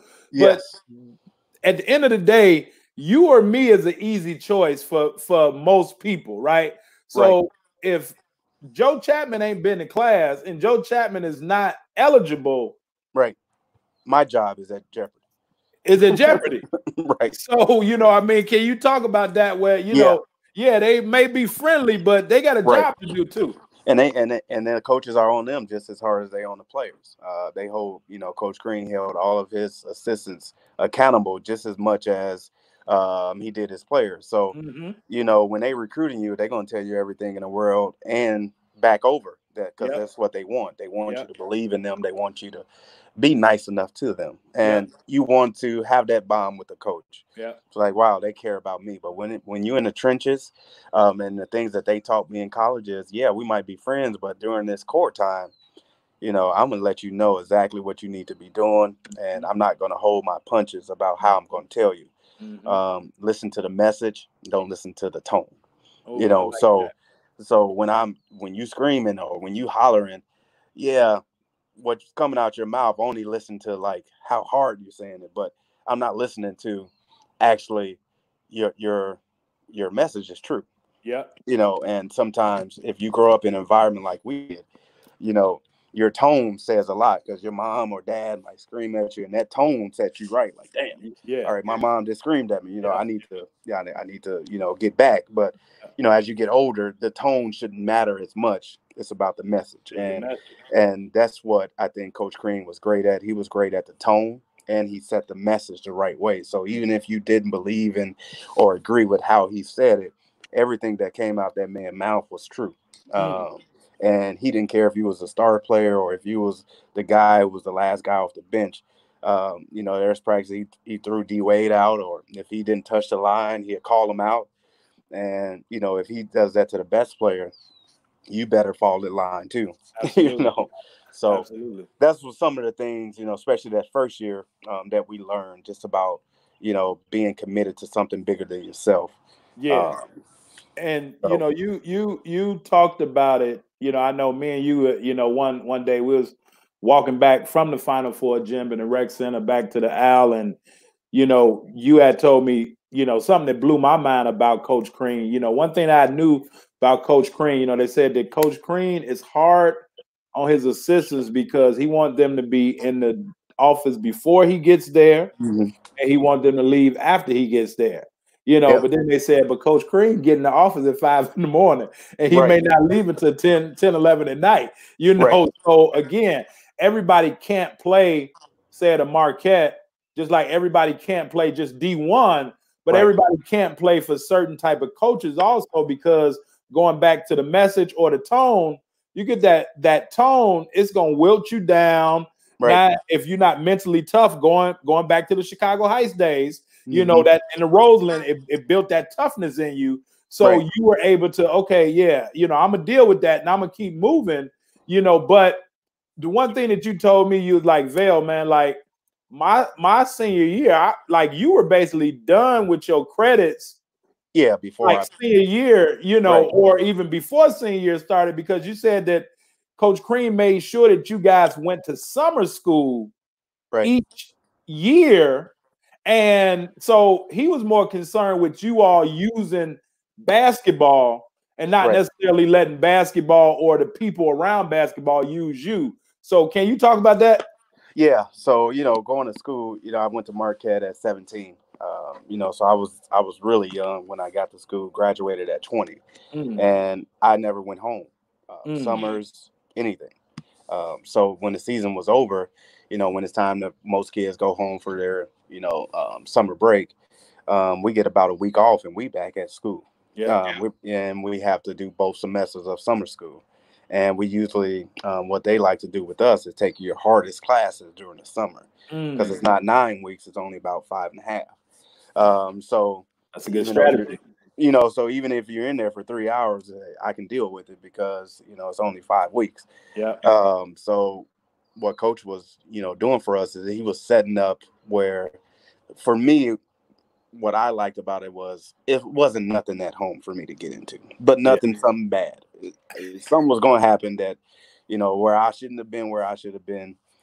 And it kept me, what I talked about earlier, that structure, that discipline, that stuff that I needed. So for me to stay there, you know, every summer, by the time my senior year came, I didn't have classes, you know, so because I got all the credits that I needed to have to graduate. So he always made sure that it was bigger than just a game of what are the life lessons are you learning through this game to prepare you for, you know, if you play pro or not, just prepare you for whatever's next. And that's a great segue, because, you know, so, you know, you're on the team with, you know, D Wade and Steve Novak and all these guys, and, you know, you guys go to the Final Four and you have a stellar, you know, career at Marquette, and now you leave Marquette, and, you know, you've been all over the world 2-3 times over playing this game that you love, you know. And I tell people all the time, I say, like, you know, I have a lot of friends that have played overseas, but like Joe Chapman took me to overseas school in terms of some of the things that you need to know. Now, everybody want to go overseas and play basketball, but everybody don't really understand what it takes mentally. And it was two things that stood out. One, you said, you know, you need to make a copy of your passport and know where the U.S. embassy is in every country that you go. I'm like, okay. But then you also said, if you aren't comfortable with yourself, you won't make it, because you got 20, 21 hours a day and you don't know nobody. You can't speak the language. So like, can you take us to overseas school? Because, you know, everybody think it's sweet, but they don't necessarily know exactly what things Joe Chapman had to deal with mentally, and set that your own structure, discipline, stability, you know. So can you kind of tell us about that? Yeah, I think you know, going into, you know, college and leaving there, you got this foundation of who you are as a player, but who you are as a person that's more important. You know, one of my first jobs, you know, when I came out, I wanted to build my resume as a scorer. And because in college I was a role player and people needed to see that I can score the ball. So in South America, that's what they need you to do. You come down here to score, and if you can't score over 25, 30, hey, we got the next American to come through. So, you know, my first couple of trips, you know, I get on that flight and it's just you. You don't know anybody else. They speak in Spanish. You don't understand everything they're saying. So the person next to you, you better get to learn them, who they are and the country you're going to. And, you know, we're naive as people sometimes. And, you know, I went to Colombia one of the times, and, you know, not thinking that, you know, Colombians are darker than me. And not knowing that. So, you know, and I get there, and first thing is, you know, I got a big duffel bag of shoes. You know, they like, hey, what are you here for? You in Colombia, Bogota? I know why you here. So you know, they check my shoes and you know, see if I got any drugs in the Yep. you know insoles of my shoes, Yep. and you know that just put me down a path like, wow, you gotta learn how to speak for yourself. You gotta learn how to be bigger than I yourself, love that. and you gotta learn how to get out of your comfort zone. So things that stood out for me overseas is when I get off a plane, I'm trying to learn about who are the domestic players, because the domestic players are going to help you the most, not the three Americans that you're going to know just because you're Americans. How do you dive into the culture of that country? Because that's how you win championships, is Yeah. getting to know people, Yeah. their culture, what they believe in, you know, their holidays, Yeah. and stuff like that. So, you know, my time of playing overseas, you know, I played 11 years, saw 18 different countries, and you know, England definitely was my you know favorite spot, just because you know I was there for 5 years. We had a hell of a team, and I was there. You know, I tore my Achilles there, and they rehabbed me there and got me back playing again. You know, for the next year. It's just you know overseas takes you to different places, and it brings out the best in you or the worst in you because you got so much time to think about what you want to do next. And a lot of athletes forget about what's next. And I was always the one, like you met me through Marquette Camp Yeah. and, Yeah. and stuff like that. And I was one of the only returning players every year, Yeah. where I didn't have to do that. You know, 11 years of playing professionally, I worked camp every year because Every I year. was building knowledge of what I wanted to do after Yeah. basketball. I was Yeah. building what I envisioned myself of being as a person. So Yeah. when that time to come to retire, I'm not thinking like what's next after retirement. I already know what I'm doing before the ball stopped. Yeah. So that's what overseas helped me with, is building relationships with people on different fronts and allowing myself to grow as a person. And you know, for as many, you know, cups as you won, you know, overseas, as many championships as you won, or you know, MVPs as you know you've won. The thing that impressed me the most was your work ethic, and you you know, like, hey man, you know, this summer I need to work on this again, Right, as people understanding your niche. And right, so based on where you know, if you were still in England, you already knew what was going on. But right, if now with if your contract changed and you right, get another job, well, right. now they may want you to do something else or be something else. Absolutely. So now you had to manufacture that. And so, you know, as you Right, said, you know, us really being in the same 15-mile radius growing up, right, but we really didn't bond until those, you know, those camp days. But right. what stood out to me, and what people don't really know, is you were a consummate professional. And I think that's part of what Coach Crean instilled in you, Correct. because you know our meetings was at 7:30 in the morning. You know, that was the first meeting.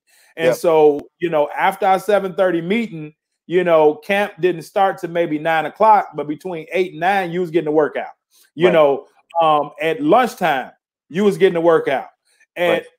when camp was over, you was getting another workout, and then you were going to play with, you know, all of those, returning players. And I think that not only you, but Steve Novak, and I tell people the story, a young Jimmy Butler Mm-hmm. at that time, you know, Jimmy was his first 2 Yep. years on the Bulls and known as a defensive person. Mm-hmm. But you know, Jimmy would be in there, Mm-hmm. 3 times a day. And we ain't gonna count the camp feet, chat, right? Like people Right. don't understand, you know, when you at camp and you walking 20,000 steps a day, you know, like your feet start hurting, but you would still Right. work out. You would get that skill development. You would get, Right. the weight training and all of that. Can you just talk about being a professional and not just being a pro? Because those are two totally different things. Yeah. I mean, learning how to you know, my England coach used to say all the time, you gotta be professional in an unprofessional situation. I mean, you're gonna be, professional. You gotta learn how to carry yourself the right way, regardless of who's watching. So, if camp starts at 7:30, and a lot of these guys, or who've been playing, professional, or who are your teammates, they might show up late, and they might say, "Hey, I played here. I come late." But I was always there. I was always on time. I always pushing the other guys to come on, man. Be there on time. Always at the front. Always in the front. And I never, I always tried to carry myself the right way when it came to, those sellings, because who you are as a person is going to be way bigger than who you are as a basketball player. And I always try to tell people that, because I want to be remembered more as who I was and not what I played. So just because I played basketball, that doesn't make it okay for you to think that I'm not a good person. And I wanted to leave that legacy, more than anything, that I'm trying to build something that a second grader who never seen me play or never known where I came from, they know, like, wow, this guy is someone I want to follow. And he might be Coach Joe to me. He might not be, Joe Chapman, who played, in high school. This is someone I want to follow because I see his work ethic. And that's something that's, I take pride in. Mm-hmm. Yeah, no, and that's big, man. And as I said at the start, you were instrumental in me once I really really put got my business in place, got my business going. Still working camps, obviously, to learn, but you would be like, Vail, come on, I'm like, Chap, where we going? You like, come on, man, can you work me out? And I one, to me, it's like, okay, this is a European professional, not so much we live in the same area, but this is a professional, and you were trusting me and my knowledge to give you what you needed at those times when you needed to say, okay, look, I know that you're gonna push me, but in all actuality, you were pushing me also, because, again, if we got camp feet or if we tired or whatever, but you going 120% throughout everything that you're doing, if it's in the weight room, if it's on the basketball court, if it's just shooting, so like, can you talk about the importance of, kind of like freshman year, going until you can't go anymore? I think that so many athletes leave it on the things on the court. I think that so many people leave things on the court. The great Jim Valvano said, if you can laugh, cry, and reflect every day, you had a full day. So many of us go to bed, with things still left in us. So, all the time when you worked out, when it was done, you was done until that recharge for that second or third workout. So can you talk about, like, leaving nothing in the tank? Yeah, a lot of athletes and a lot of people in general, they struggle with this concept because you get to the point where you're tired and you don't know what's next after fatigue. Yeah. And that's the beauty of playing for a coach like Coach Kareem, as exactly what's next after fatigue. Because there's another standard that's inside of you that you don't know that's there, because you always fold before it happens. And by having, like I said, you got a couple people that's going to believe in you, and that person that believed in me to continue down that path past fatigue, past what you think exhaustion is, that's where you're going to find the player or the person you're trying to be. And I think a lot of people, they don't get to that point. Whatever walk of life you might get to, it's always something else you can do or something else you can achieve before the lights go off that night. And I think that's something that was always important to me, is to push myself past what you think is reality. So if I got camp feet, if I've been working all day, hey, I want to work on two things today. What are the one or two things that I got better at? All right, I wanted to perfect one leg Dirk move. Let me do half of my workout is going to be figuring out how I'm going to perfect this move to stay on the court against younger, faster, stronger kids. And you're, in your mid-30s trying to continue to play the game you love to play. So you got to outthink people and have a better work ethic than a lot of these young players that just don't have it because everything's been given to them. Yep. And you got to be able to outthink people and have a better work ethic. And you actually, the last 2 years of your playing career, Mm-hmm. would you say that, and I remember working on that, Dirk move, you was like, okay, Val, we got to, work on the post and some different things. But I think you was in the best shape of your life. Yeah. Like the last 2 years of playing. Now, again, Absolutely. you're the oldest that you've been playing professionally, but you're in the best shape that you had lost weight, you had like toned up. Like, how does that happen? I mean, because it's athletes now in college, when they get back to school, they overweight, they're not in shape, or even on a high school level, they're just not ready for what's to come. But like, how did you, during the last couple of years of your pro career, get in the best shape that you've ever been in? Well, I think one thing is you get comfortable. I think once athletes get comfortable with, being in the same environment. So like in England, I won a lot. I was a league MVP there multiple times, and I was comfortable there. And then, I wanted to get another challenge. So we played in Japan, and Japan was a lot faster, lot more up and down, a lot more games. And they played back to back. And they practiced like we did at Marquette. So it was long hours throughout the day. And my body was not going to be used to those long hours if I didn't put in the work. And I thought that, like I said, I asked questions about the league. I YouTube and look at knowledge of how the team played the year before and the coach's style. So you try to prepare yourself as much as you can before you actually go into an environment to play. So it was always important to me to come ready to go day one in training camp, because here's the thing about playing overseas. I'm just going to say how it is. You got to be the dumbest American to get cut before the season actually starts. You get like 2 or 3 months before, season might begin, because you got training camp, you got to run in the hills, you got, this is how they do it in Europe. So for you to get cut before the game even starts, that means you didn't do what you're supposed to do. As an American, you're supposed to be ready to go first day. When the ball rolls out, I'm setting a standard. If you can't live up to that standard, everyone else, get there about time the season start.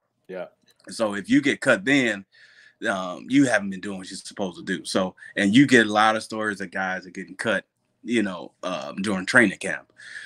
So that was always something big to me, especially the last couple of years. I wanted to end it the way that I knew I can still play at a high level, where a lot of guys play past their prime and they play, until they can't anymore. I knew I was coming towards the end, because my plan of what I wanted to start after was starting to take shape. Yeah. And going right into that. So, when the ball stopped bouncing professionally, because it stops bouncing for all of us at some point in time, you now got into business and, but again, with basketball, you added value to the game of basketball in a different way, but in a way that you had been familiar with doing throughout all these years of coming back home, so to speak, working basketball camp.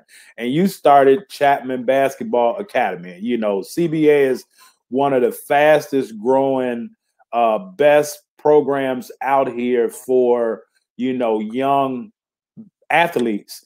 And, you all really, really focus on the skill development aspect, and, when I think of Joe Chapman, like I said, from just your work ethic, everything that you do goes back to the basics, if it's, from your coaches telling you, being a relatable coach, being a hard-nosed coach, whatever, but it all goes back to basics.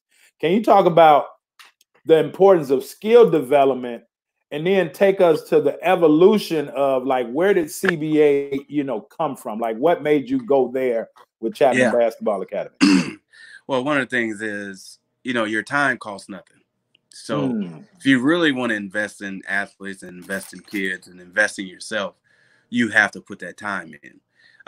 And each athlete will appreciate that the more, because that's how I was. The more time I put into it, the better I felt about the coach that took the time to tell me, and the coach that, who took the time to get to know me as a person. Those are the people that I believe in the most. So, your time cost is nothing, and people kind of forget that, like, man, I'm here as a coach for 2 hours and I'm gone. Your time is what coaches and skill developing people need to realize is what's the most important. And that's what happened to me is, I knew I was coming towards the end of my career.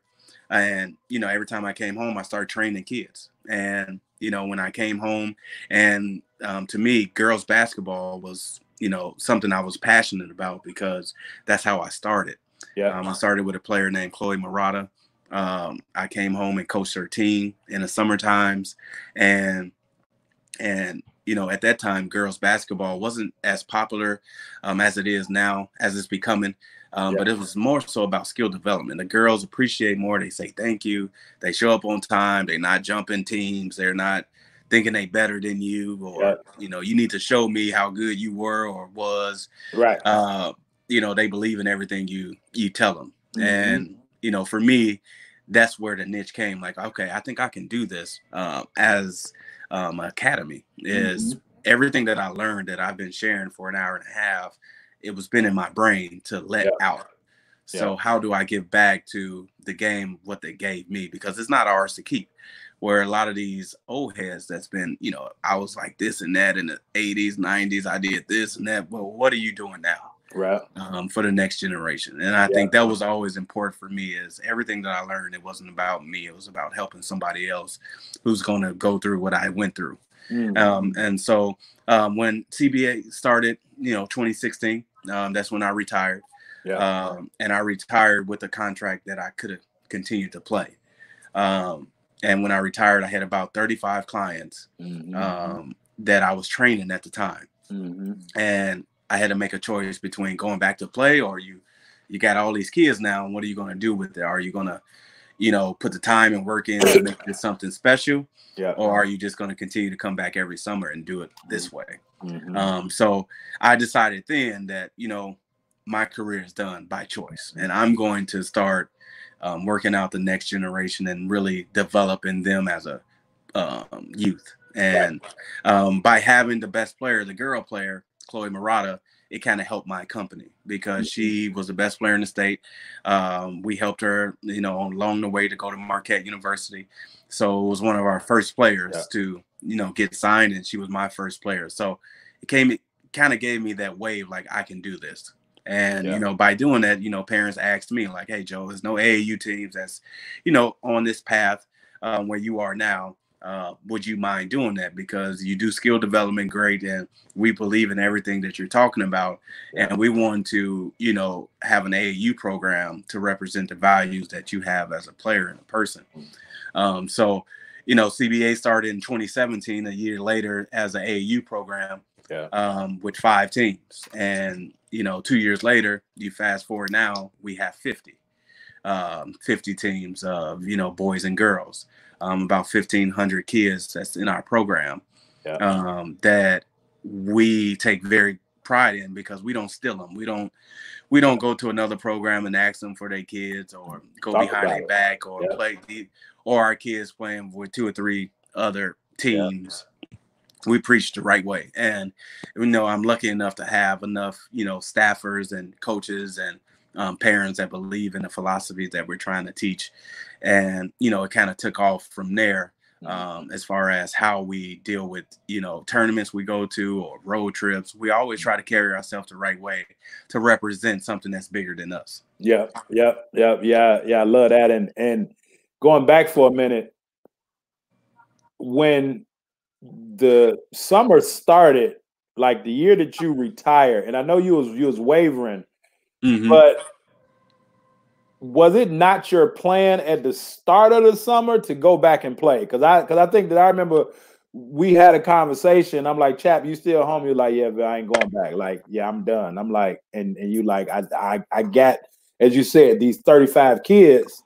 I just can't abandon them. So again, you understood it was bigger than you. Right. And so with you all being heavily focused on skill development, and especially from the women's, basketball side of things,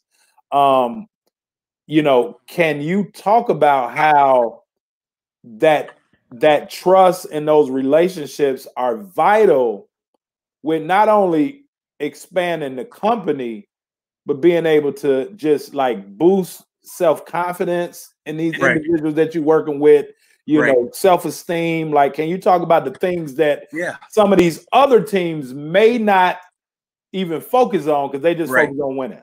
Right. I mean, relationship matters. And the more you care about the player, the better they play for you. And the more they come around people that abandon them, they're going to do that at some point in their life because they've seen it continue to keep happening.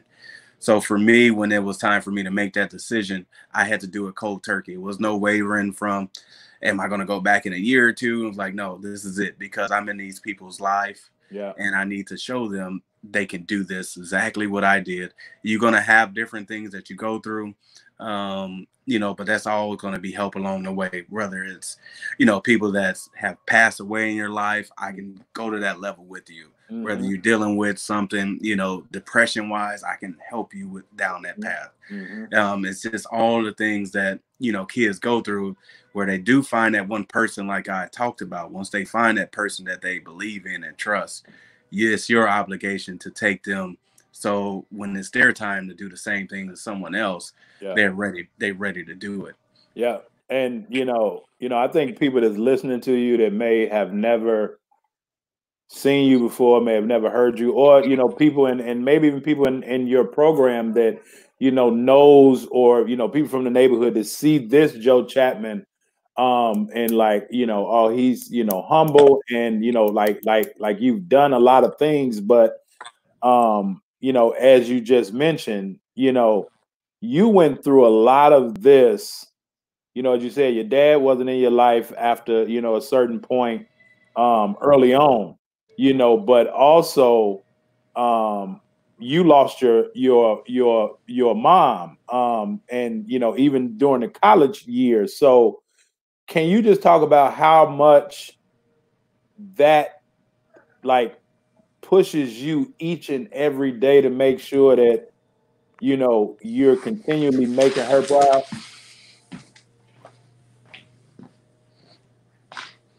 What's up, Bill? Can you hear me, chat? I can hear you. I can't see you though. Okay, yeah, your screen went dark. I don't know what happened. I'm here. Okay, so I was saying that like all of the things that you went through, even while in college and overseas and not starting, CBA, you did all of that without your parents. So like, can you talk about, how much each and every day, I know you got your brother and sister, but like how much each and every day do you still want to make sure that you're doing the best thing to make your mama proud?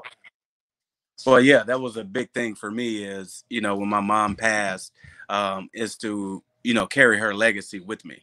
I think that was something that, as a kid, you want something, people to, remember you by, remember your last name by. And having my mom always there, because I want to make her proud with everything that I do. Because old saying is they're not gone. They watching you. They over you. They making sure that you're doing what you need to be doing. And for me, I take that personally as, my parents are, they died at a young age. Both of my parents passed away from a heart attack. My mom was 47 and my dad was 51. So they died early and they didn't get a chance to see this person that, that they can, see now. But the sacrifices that they made me realize that I wouldn't be here without, what they gave me. So it's my job is to wake up every day is to let people know what you see from me is what I got from my parents, from my mom and how she raised me. And that's something that's important message to the younger generation is you might go through something that you may think that no one understands, but if you don't ask questions and you don't feel comfortable with people, no one can actually help you with it. Absolutely. And that's something that I always carry with me because I think it's important for people to realize that, you're going to go through stuff and that those trials and tribulations are only going to help you grow as a person and a player. And you can't take stuff back, but you can learn from every circumstances that you go through. And those circumstances you're building like a maze. You're building things that's gonna help you grow as a person. So all the stuff that you're learning and you're putting in your memory bank, you're actually taking from your parents and people who raised you. Yep. Yeah, no, man, that's as my mom stated, that's profound. You mentioning that, and I mean, now you have your own family. You got your wife, and you got the twins, and you got the baby now, and you're passing along those same things, those same nuggets, that you were able to get, but also learn along the way. So can you talk about, as we're starting to close out, but, can you really talk about how having the twins in your life, I know that you all just had, the new baby, but just having the twins in your life, how did that really bring things into focus on like, okay, Joe, like, yeah, it's time to take this thing to another level? Yeah, I mean, the boys were born in Japan, the twins, and we're essentially over there by ourselves, just us two.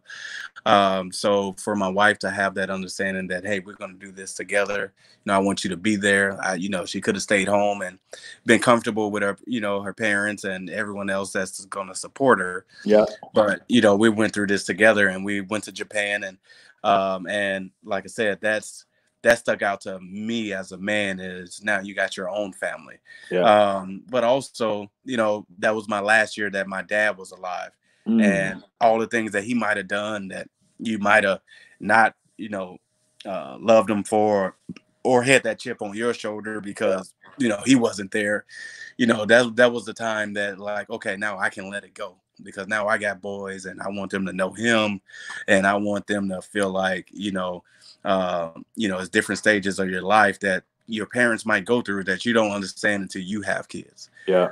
And and that was something that was important to me, is once you have them, you have to give them, time to be a kid, but also show them who you are. And it's important for me that they don't know, me as the basketball player. They know me as an entrepreneur. They know me as a business owner. They know me as a coach. They don't know me as the player who, all-time lead scorer is high school, or Marquette University. Right.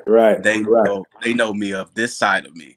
Yep. So I'm instilling them of what that takes to be that person first, because I can teach them basketball later. It's important that they know a foundation of working hard and waking up with goals, and waking up knowing what I'm going to do throughout the day. So, and that rubs people the wrong way sometimes, because they see me in the light as a basketball player first. So why you're not teaching your kids how to play? Yeah. They're 6 years old, but they look like they're 9. Yeah. So people are like, man, you need to get them out there. I'm like, no, they need to learn how to be kids, and they need to learn how to look at what I'm doing now, to have that balance first. Because once you go down that road as an athlete, it's going to take you the rest of your life, and you got to cherish sometimes the other stuff, that kids kind of miss out on, because their parents are pushing them to be something real early, where they burn out later. Where they burn out. Yeah, that's a good point. Now, going back to Chapman Basketball Academy, what makes CBA stand out from the quote unquote circuit teams, or the quote unquote teams that everybody, bragging on your own? Why should parents want to put their athletes with CBA? And, I think I know, but why would parents want to put their athletes with CBA as opposed to put them with other programs that may be traveling all over the country, playing games? Like, what's the difference? What sets you guys apart from these other basketball clubs, teams, AAU teams? Yeah, I think one of the main reasons is, number one, we really emphasize the total body of a player, where the philosophy of getting them better as a person is number one. And parents are your real clients. And the parents are going to know if you're joking or if you're serious or if you're just about winning.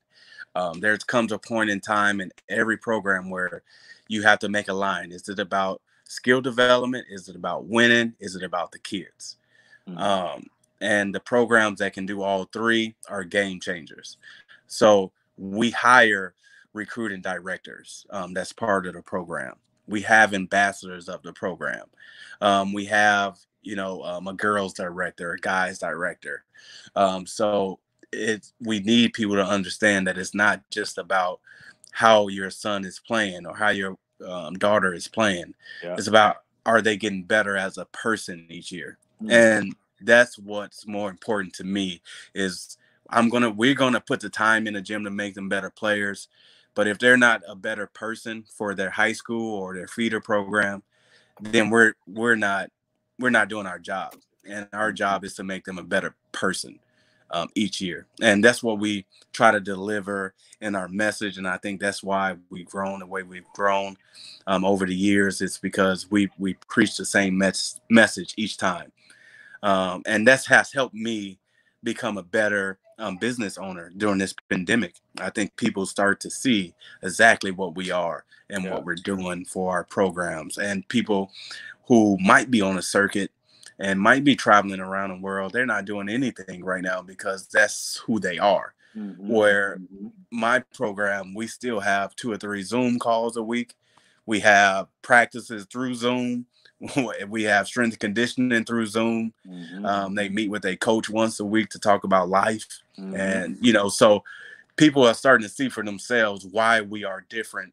When there's something like a crisis going on, you separate yourself because people realize it's bigger than a game. Yeah, absolutely. And I think that's big just from, that whole evolution standpoint, and right. and as you said there, you get a lot of people now and, everybody's doing the skill development online, but not everything else. And, just as well as I do, that the real athletes are made from the neck up, not necessarily from, the shoulders down. So again, as you said, just giving them the whole aspect of the skill development, it's still about winning and winning in life, but the ultimate goal is it's about making these kids better and transforming them as people, not just as basketball players. And, I think that you all do a great job of showing it. And that's why, you've went from 35, participants to over 50 teams, and that's not just because, Joe plays or played at Marquette or Joe played, has played overseas. It's the team that you've put together as well as the product that you're putting out. And so, I think that, that's definitely a, testament, to you, the wife, the whole team of, what you all are giving back to the game, now, with recruitment, it's a lot of parents and it's a lot of players that, they just want to go Division I. You've played at the Division I level. You've played in the Big East when it was, really, really other than, the Lou Carnesecca, Big John, age. But, you played when it was, like really, really the Big East before they start, bringing in, other teams from other conferences. Those that say like, hey, I only want to go Division I or I only want to stay in this area. Can you help the parents, and even though we can't see, y'all know what's going on with the camera, but, we can still hear you loud and clear. Yep. But can you talk to the parents of these athletes and even, the athletes, that's watching and even the coaches, when people hear like D1 or bus or, hey, I'm only, I only want to go D1. I only want to stay in this area, these areas. Can you talk about that? Because it's really not easy to get Division I, and it's not easy to stay Division I. Right. I think it's a total conception now that I'm definitely on the other side of it, and I help kids get into school, Yeah. kids that play for me or kids that don't play for me. I don't care. You know, if they call me and say, Joe, we want to be a part of your recruiting program. Can you help me? That's something that I take serious and that I want to do. And it doesn't matter what, you know, division you play in is about the fit of the coach. It's the fit of the program. It's the fit of what you're trying to go to school for. That's the stuff that matters the most. So most kids get, you know, turned off because they want to go D1 and everything is D1, but you might not be D1 quality. You might be D1 quality as a player, maybe, but you might not be D1 quality from the neck up. And that might stop you. And, you know, and it's different circumstances. You might, you know, be a great student and you might not be the best of player. And, you know, sometimes schools recruit you because of how good of a student you are.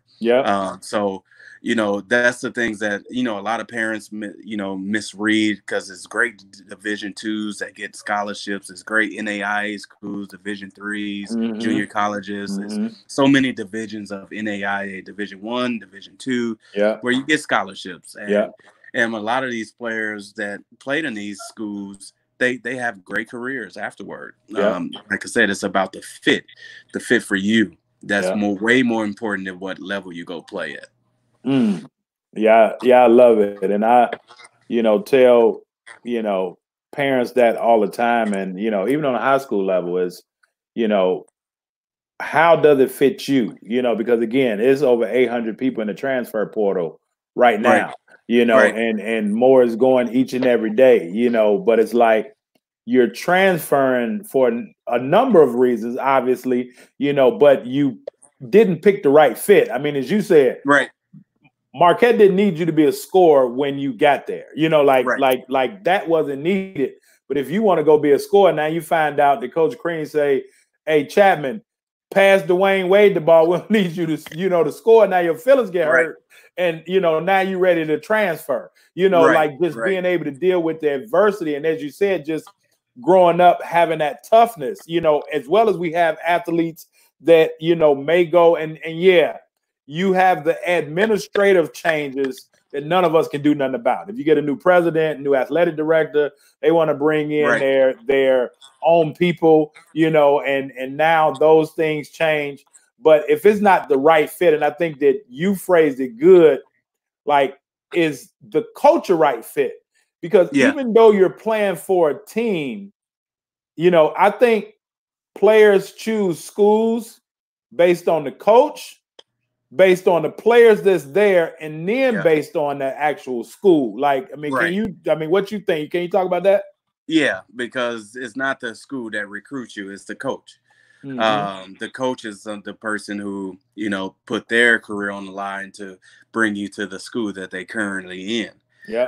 So, you know, it does go in that line that you said. And sometimes we forget about that, where in my program, I try to let them know, what are you trying to go to school for? That's important. So if you're trying to go to school to be an engineer or a nurse, all right, let's find these schools that you want to go to that have scholarships. So if it's Division I or Division II or NAIA, whatever it might be, that's important. Secondly, do you want to go to a cold environment or a warm environment? Do you want to, what are you trying to accomplish there? And, you know, and lastly, you know, the coach, you know, what kind of style of person do you feel comfortable with them? Because at the end of the day, your degree is way more important than your 4 years of playing. So that's got to be the message to the kids is, yes, you want to go D1, D1, D1, but what's going to happen after those 4 years? Are you going back home, or did you learn something while you were there? Those are the questions that you try to help the kids understand, and you try to give them as much knowledge as you can before they get on the call with these coaches, because they have to be prepared to talk to coaches. A lot of kids have that panic of they don't know what to say. They didn't write anything down. That's a great point.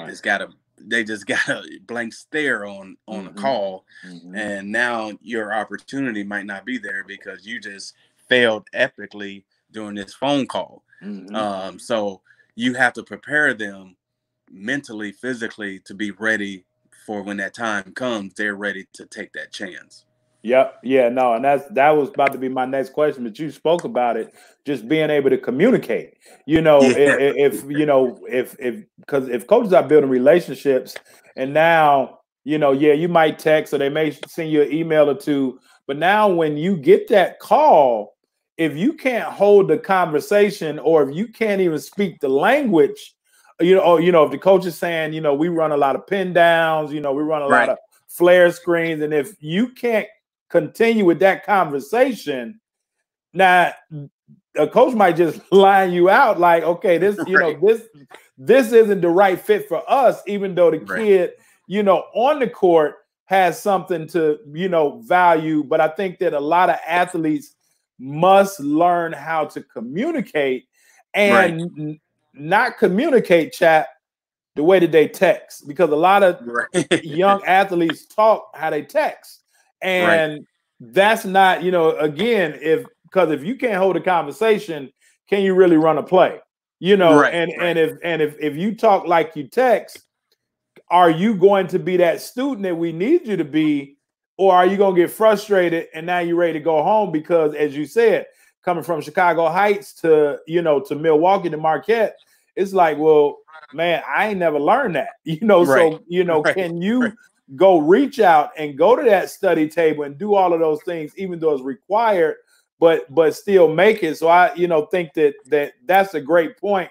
But lastly, Chap, can you talk about the grade situation too? Because, I think a lot of people don't really understand the higher the grades, the more schools that can recruit you. Yeah, Coach Crean came to your school, and it started with the coach. If you can get a 2.5 and an 18, you good. And as you said, just give me something to shoot for. Right. And I can hit that every time as long as I can reach up and grab it. But if you got a 2.3, Coach Crean can't even recruit you. Hell, and you probably surpassed the 2.5, thinking about Marquette, because again, that might not even qualify with that. So can you talk about how the better the grades, the better the opportunities, and kids that want to go D1, but they got a 2.0, it's really only a couple hundred schools, and those are JUCOs that can talk to you. Right. You got to take yourself out of contention by your grades. And I think that's why it's called being a student athlete. And kids need to realize that the higher you, like you said, the higher your grades, the more opportunities you have. And and some coaches, I have players that got a 3.5, 3.8, 4.0 grade point average. Okay, so now the Harvards of the world, the Boston Universities of the world, the Ivy Leagues, the Division II, that you got to get, certain amount of credits, pre-credits, and grad credits before you can even apply for the school. That you even have a chance. And that even goes to D3s. We always forget about D3s, where there's some unbelievable D3s around this country. Unbelievable. That's going to, make you a better player and a better person, and you're going to school for what you want to be. And, those places are unbelievable in growing athletes. And sometimes people shrunk on that just because it's called Division III. And, kids like, hey, man, that's all you think of me? Like, no, I don't not think of you either way. I'm just letting you know that this route is available, but it's still not available if you got a 2.0. I mean, they're not going to accept you either. Anyway. And it's taking away your opportunity from getting, scholarship money from the school. I mean, the higher your grade, the more it comes back to you, scholarship money that they can give you. So, you're being a whole body student athlete is important. And I think a lot of kids forget that when they're going down that path, because it's D1 or bust for a lot of them. Yeah. And that's, that's crazy in its own sense. Chap, real fast, for those people that, may be in the Wisconsin area, the Milwaukee area, and they have young athletes, and, the show you know, this show is nationwide. You know, we even reached Brazil a couple weeks ago. You know, so people see it from all over. But for those that may have family in, you know, the Milwaukee area, or you know, you know, they live near the Milwaukee area, or don't mind traveling, you know, 35, 45 minutes, an hour, whatever, how can they get in contact with you or learn more about Chapman Basketball Academy? Because, like, I mean, it's an amazing program. And as I said, one of the fastest growing programs that's out here right now. So, like, you know, what's the website? I don't want to type in the wrong thing, but if people want to get more research or reach out to you. Yeah, and it's you know, chapmanbasketball.com. And you know, I try to keep it simple where, you know, people can, you know, look up, you know, our AU program. They can look up individual training or group training or film sessions or recruiting programs that we do, or, you know, in class one-on-one sessions of growing a total body athlete. I think all of that is important for us. So chapmanbasketball.com is where you can find us. And like I said, we all over the state. And, you know, we even go towards, you know, Illinois, where we got program CBA South, where I have 23 teams in that area of CBA South. So we're all over the state, and, you know, we're looking, you know, to grow as we're, you know, getting better each year. Yeah.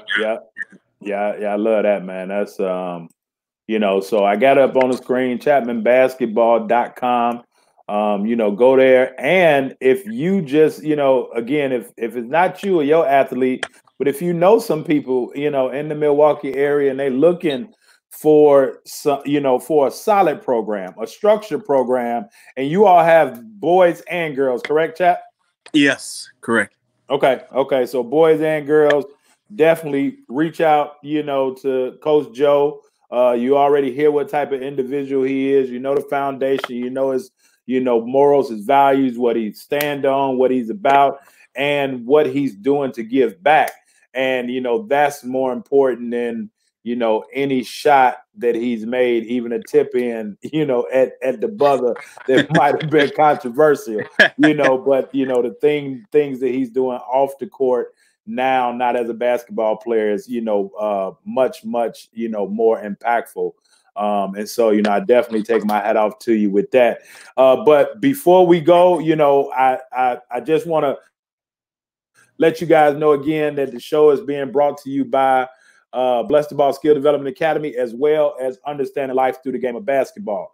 The things that we talked about on this show tonight, just basketball principles that has helped people like myself and Joe just be productive in life and throughout life, and are able to pass it on to others. You know, as Joe talked about, the structure, the stability, the discipline. Well, all of those things are basketball principles also. And so you have to be able to know how to make them relate. And so this book is not going to tell you how to run a play, but it's going to give you all the basic things that you should know to help you become a better player and how it relates to basketball. My second book that I wrote, and, you know, since Chap been on the show last time, you know, came out with another book, Creating the Perfect Storm. And nice. Chap has been in lots and lots of situations in which he's just been in a zone. And, you know, to where whatever he threw up, or, you know, whoever he guarded, it was just his night. Everything was clicking. Everything was working. Well, yeah, there were times where, you know, a person like Joe may have somebody like Coach Crean in his ear to motivate him. But as Joe got older and understood the game better, as we've been talking about from the neck up, he was able to manufacture certain thoughts in his head as well, so that he can put himself in that zone and not need anybody to put him in that zone for himself. So that's what this book does. It talks about how you can take your experience, your development, as well as your performance, and be able to, you know, go back and restructure and manufacture those things in your own head so that you can become your best self. When you put all three of those together, that's what I call the perfect storm, because now you're in a mental space that nobody can take you out of. And as Joe said, it didn't matter who he had to stick in high school, give him to me. I don't even know this guy. So why should I be, you know, afraid of him? Well, that's what this book does. Just helps us, you know, to put ourselves in the right frame of mind. And so if it's basketball or just any type of athlete, you know, you want to be able to put yourself in that mental state. And, you know, those are things from, you know, imagery, visualization, meditation, affirmations, just, you know, all type of things that you can do to get yourself going, and no matter what area you may be in. So you actually get both books as well as the first 2 seasons of this show. This is season 4, but you get the first 2 seasons of this show as well as the 2 books for an unbelievable price. I don't like to call it a price. I like to call it an investment, because you, as Joe said earlier, you're constantly a student of the game. You're constantly a student of life. And if we replace the word basketball, you know, with anything, it's still the same way. When you learn these principles and learn how to put yourself in a situation, you can be successful no matter where you go or what you do. And that's what this is about. Plus, Joe was on season 2 also, so you be able to go back and see, you know, the first interview where, you know, he was working. He was in the gym, you know, actually did the interview from the gym, sitting on the floor, you know, teaching. And so, you know, you can definitely get that. So, you know, I dropped, you know, the link in there. But Joe, you know, as always, man, before I let you go, and I'm gonna just ask you 2 questions tonight, you know, because I've already put you in the hot seat, you know, in the past, but I'm gonna just ask you two questions tonight. And I'm gonna start with this one. If you had your, and you kind of touched on it, but I want to pose it in a question. If you had your choice to coach, would it be boys, men, or girls, women? It'd be women, girls or women. Okay. If I had to choose, a couple of things is, obviously I'm a skilled player. I never really had to rely on my athletic ability. And girls, they pay attention more. They understand the game at a higher rate than guys do. And they appreciate everything that you're trying to teach them. I'm not saying guys don't, but girls do a little bit more. And the girls' game is growing, and I'm trying to, you know, always become an ambassador of something. And that's how I started my program, and I enjoy, you know, growing the girls' game. Yeah, loving that. You said girls pay attention more, they appreciate you more. And what was the other one, Joe? They, you know, they're X and O's. I mean, they understand the game more. And, you know, not saying that guys don't, it's just girls pick it up faster. They mature faster. Yeah. So you can, you know, expand your tools with them a little bit more than your guys. Is you got to, you know, constantly remind them of what they need to be doing. Where the girls, you can kind of keep pushing the envelope a little bit faster. Okay. Now I'm gonna switch it up on you, man, and with this question. Okay.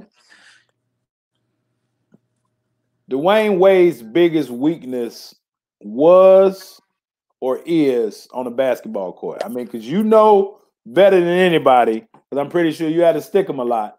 You know, give us the scouting report. And I mean, Flash is done now, but give us the Joe Chapman scouting report on Dwayne Wade. One, you never give up baseline. If you give up baseline, it's over. He's super athletic, and you know, he get to that baseline, he dropped that shoulder, it's game over. Yeah. If anything, early on, you want to give up the shot. You want him to be a catch and shoot player. You want to bag off and let him shoot, but be ready for that first step, because that first step was deadly. He had a deadly right to left crossover, and he had a deadly snatchback where he go between his legs, snatchback. So as a scouting report would be, his strong suit is obviously, you know, a couple of things. It's his zero step, the way he can contort his body in different ways, is obviously his strong suit. The way he split the defense, his high pick and roll game was unguardable, because he can do so much off the ball screen. And then his post game, for being a 6'4" guard, he can get on the block and do damage there. Weaknesses, I would say, his jump shot, which he got better at each year. Yeah. Also, one of the things that he was really good at because he knew he wasn't a good shooter, I call it the D Wade cut, where he always cut off of, instead of guys staying in the corner to spot up to shoot on the weak side, he'll always flash down to, get an easy bucket if someone was double teaming or someone was trapping the ball screener. Instead of waiting there, he always dived down. So we call it the D Wade cut.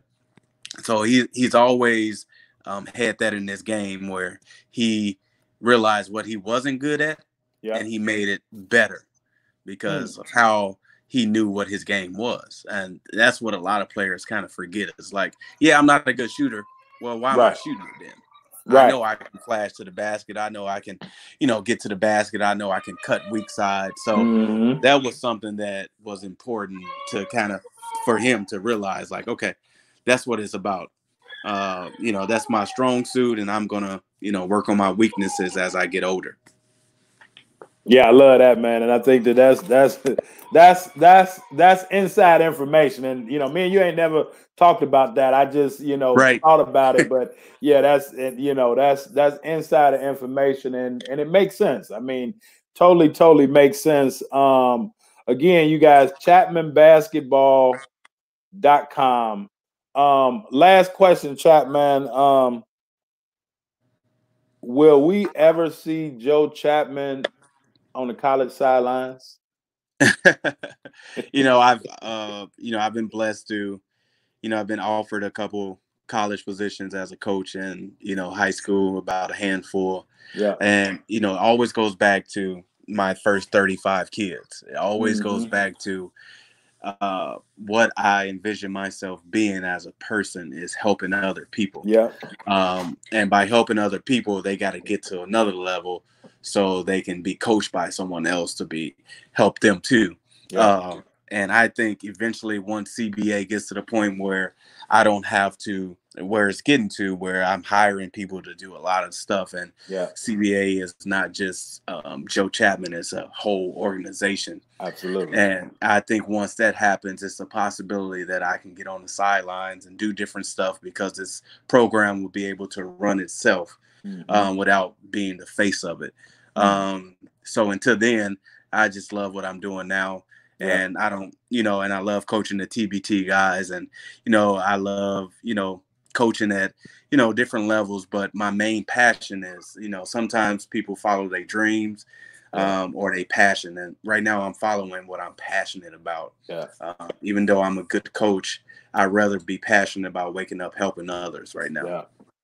Yeah, I love that, man. And I ask that because people see on TBT, even the, announcers like, man, he'll make a great coach, but yeah, follow your dreams or your passion, and those oftentimes are two different things, and you have to understand you a little bit better. But in closing, Chapman, and you can take us out with this, man.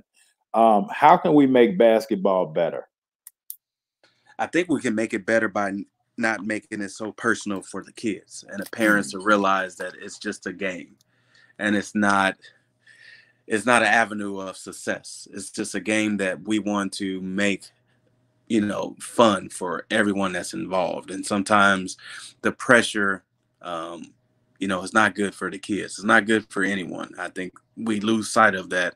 I think that our game should be better if we dive into how we make our kids better and not the other way around where we're wondering how can we live through our kids. And I think that's one of my avenues is how to really help the evolution of the game because they're going to keep changing, every year. It's going to keep changing every decade. But if you truly care about the kids, the evolution shouldn't change from the 50s on. It's about how did you get the kids better. But we're living in an era where it's about,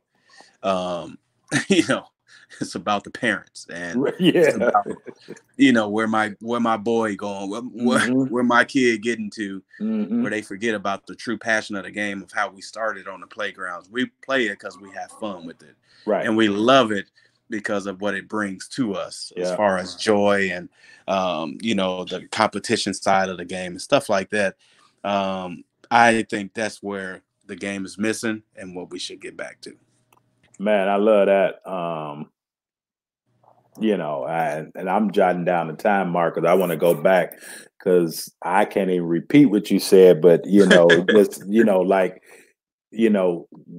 why we play it and what it brings us, and again, those are two totally different things, and so hey, and I always say, man, I've been looking down, but literally, Chap, I got 6 pages of notes, man, just from this conversation. I'm always learning, but you continue to drop nugget after nugget after nugget after nugget, and it's not just and I'm taking notes on what you saying, not what I'm saying. So if somebody watching this over these last 2 hours and 15 minutes, they should have at least 10 pages. And as athletes, and this is a nugget for coaches or athletes, anybody that watches this show, I always say this is a personal and professional development show.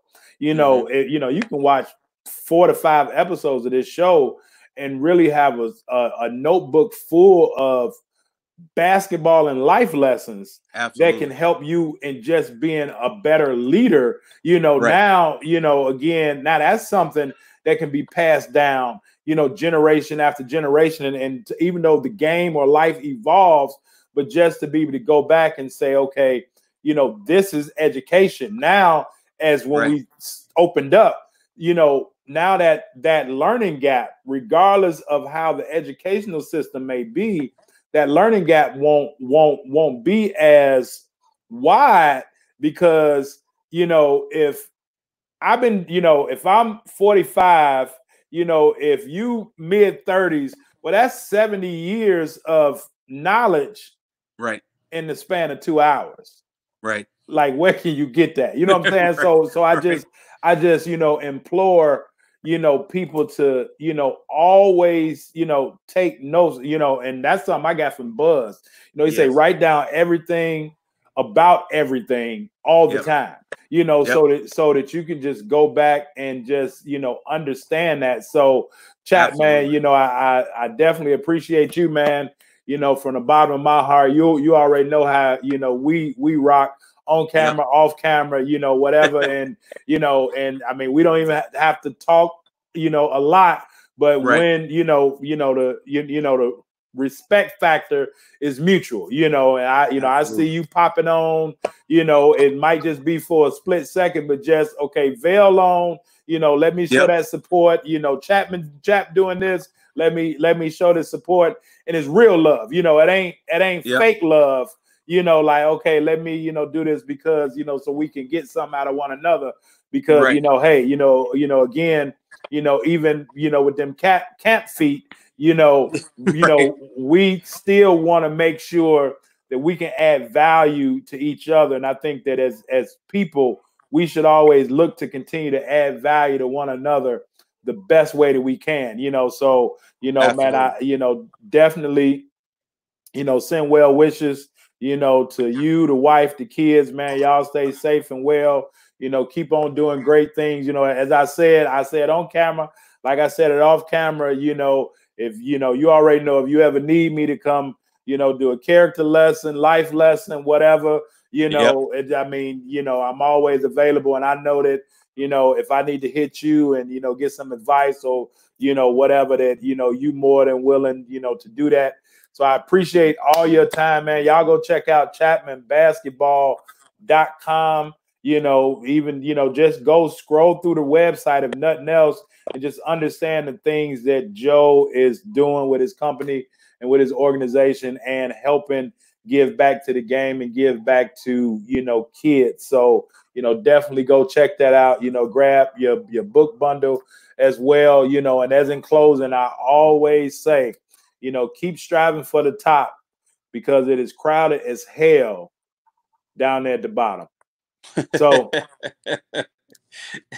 until next week, until next time, that we pop on, it may be tomorrow or not. I don't want to date this interview, But you know, yeah, until next time, you know, you all stay safe, keep learning and keep being better. And as Joe said at the start of the interview, make that list to achievement.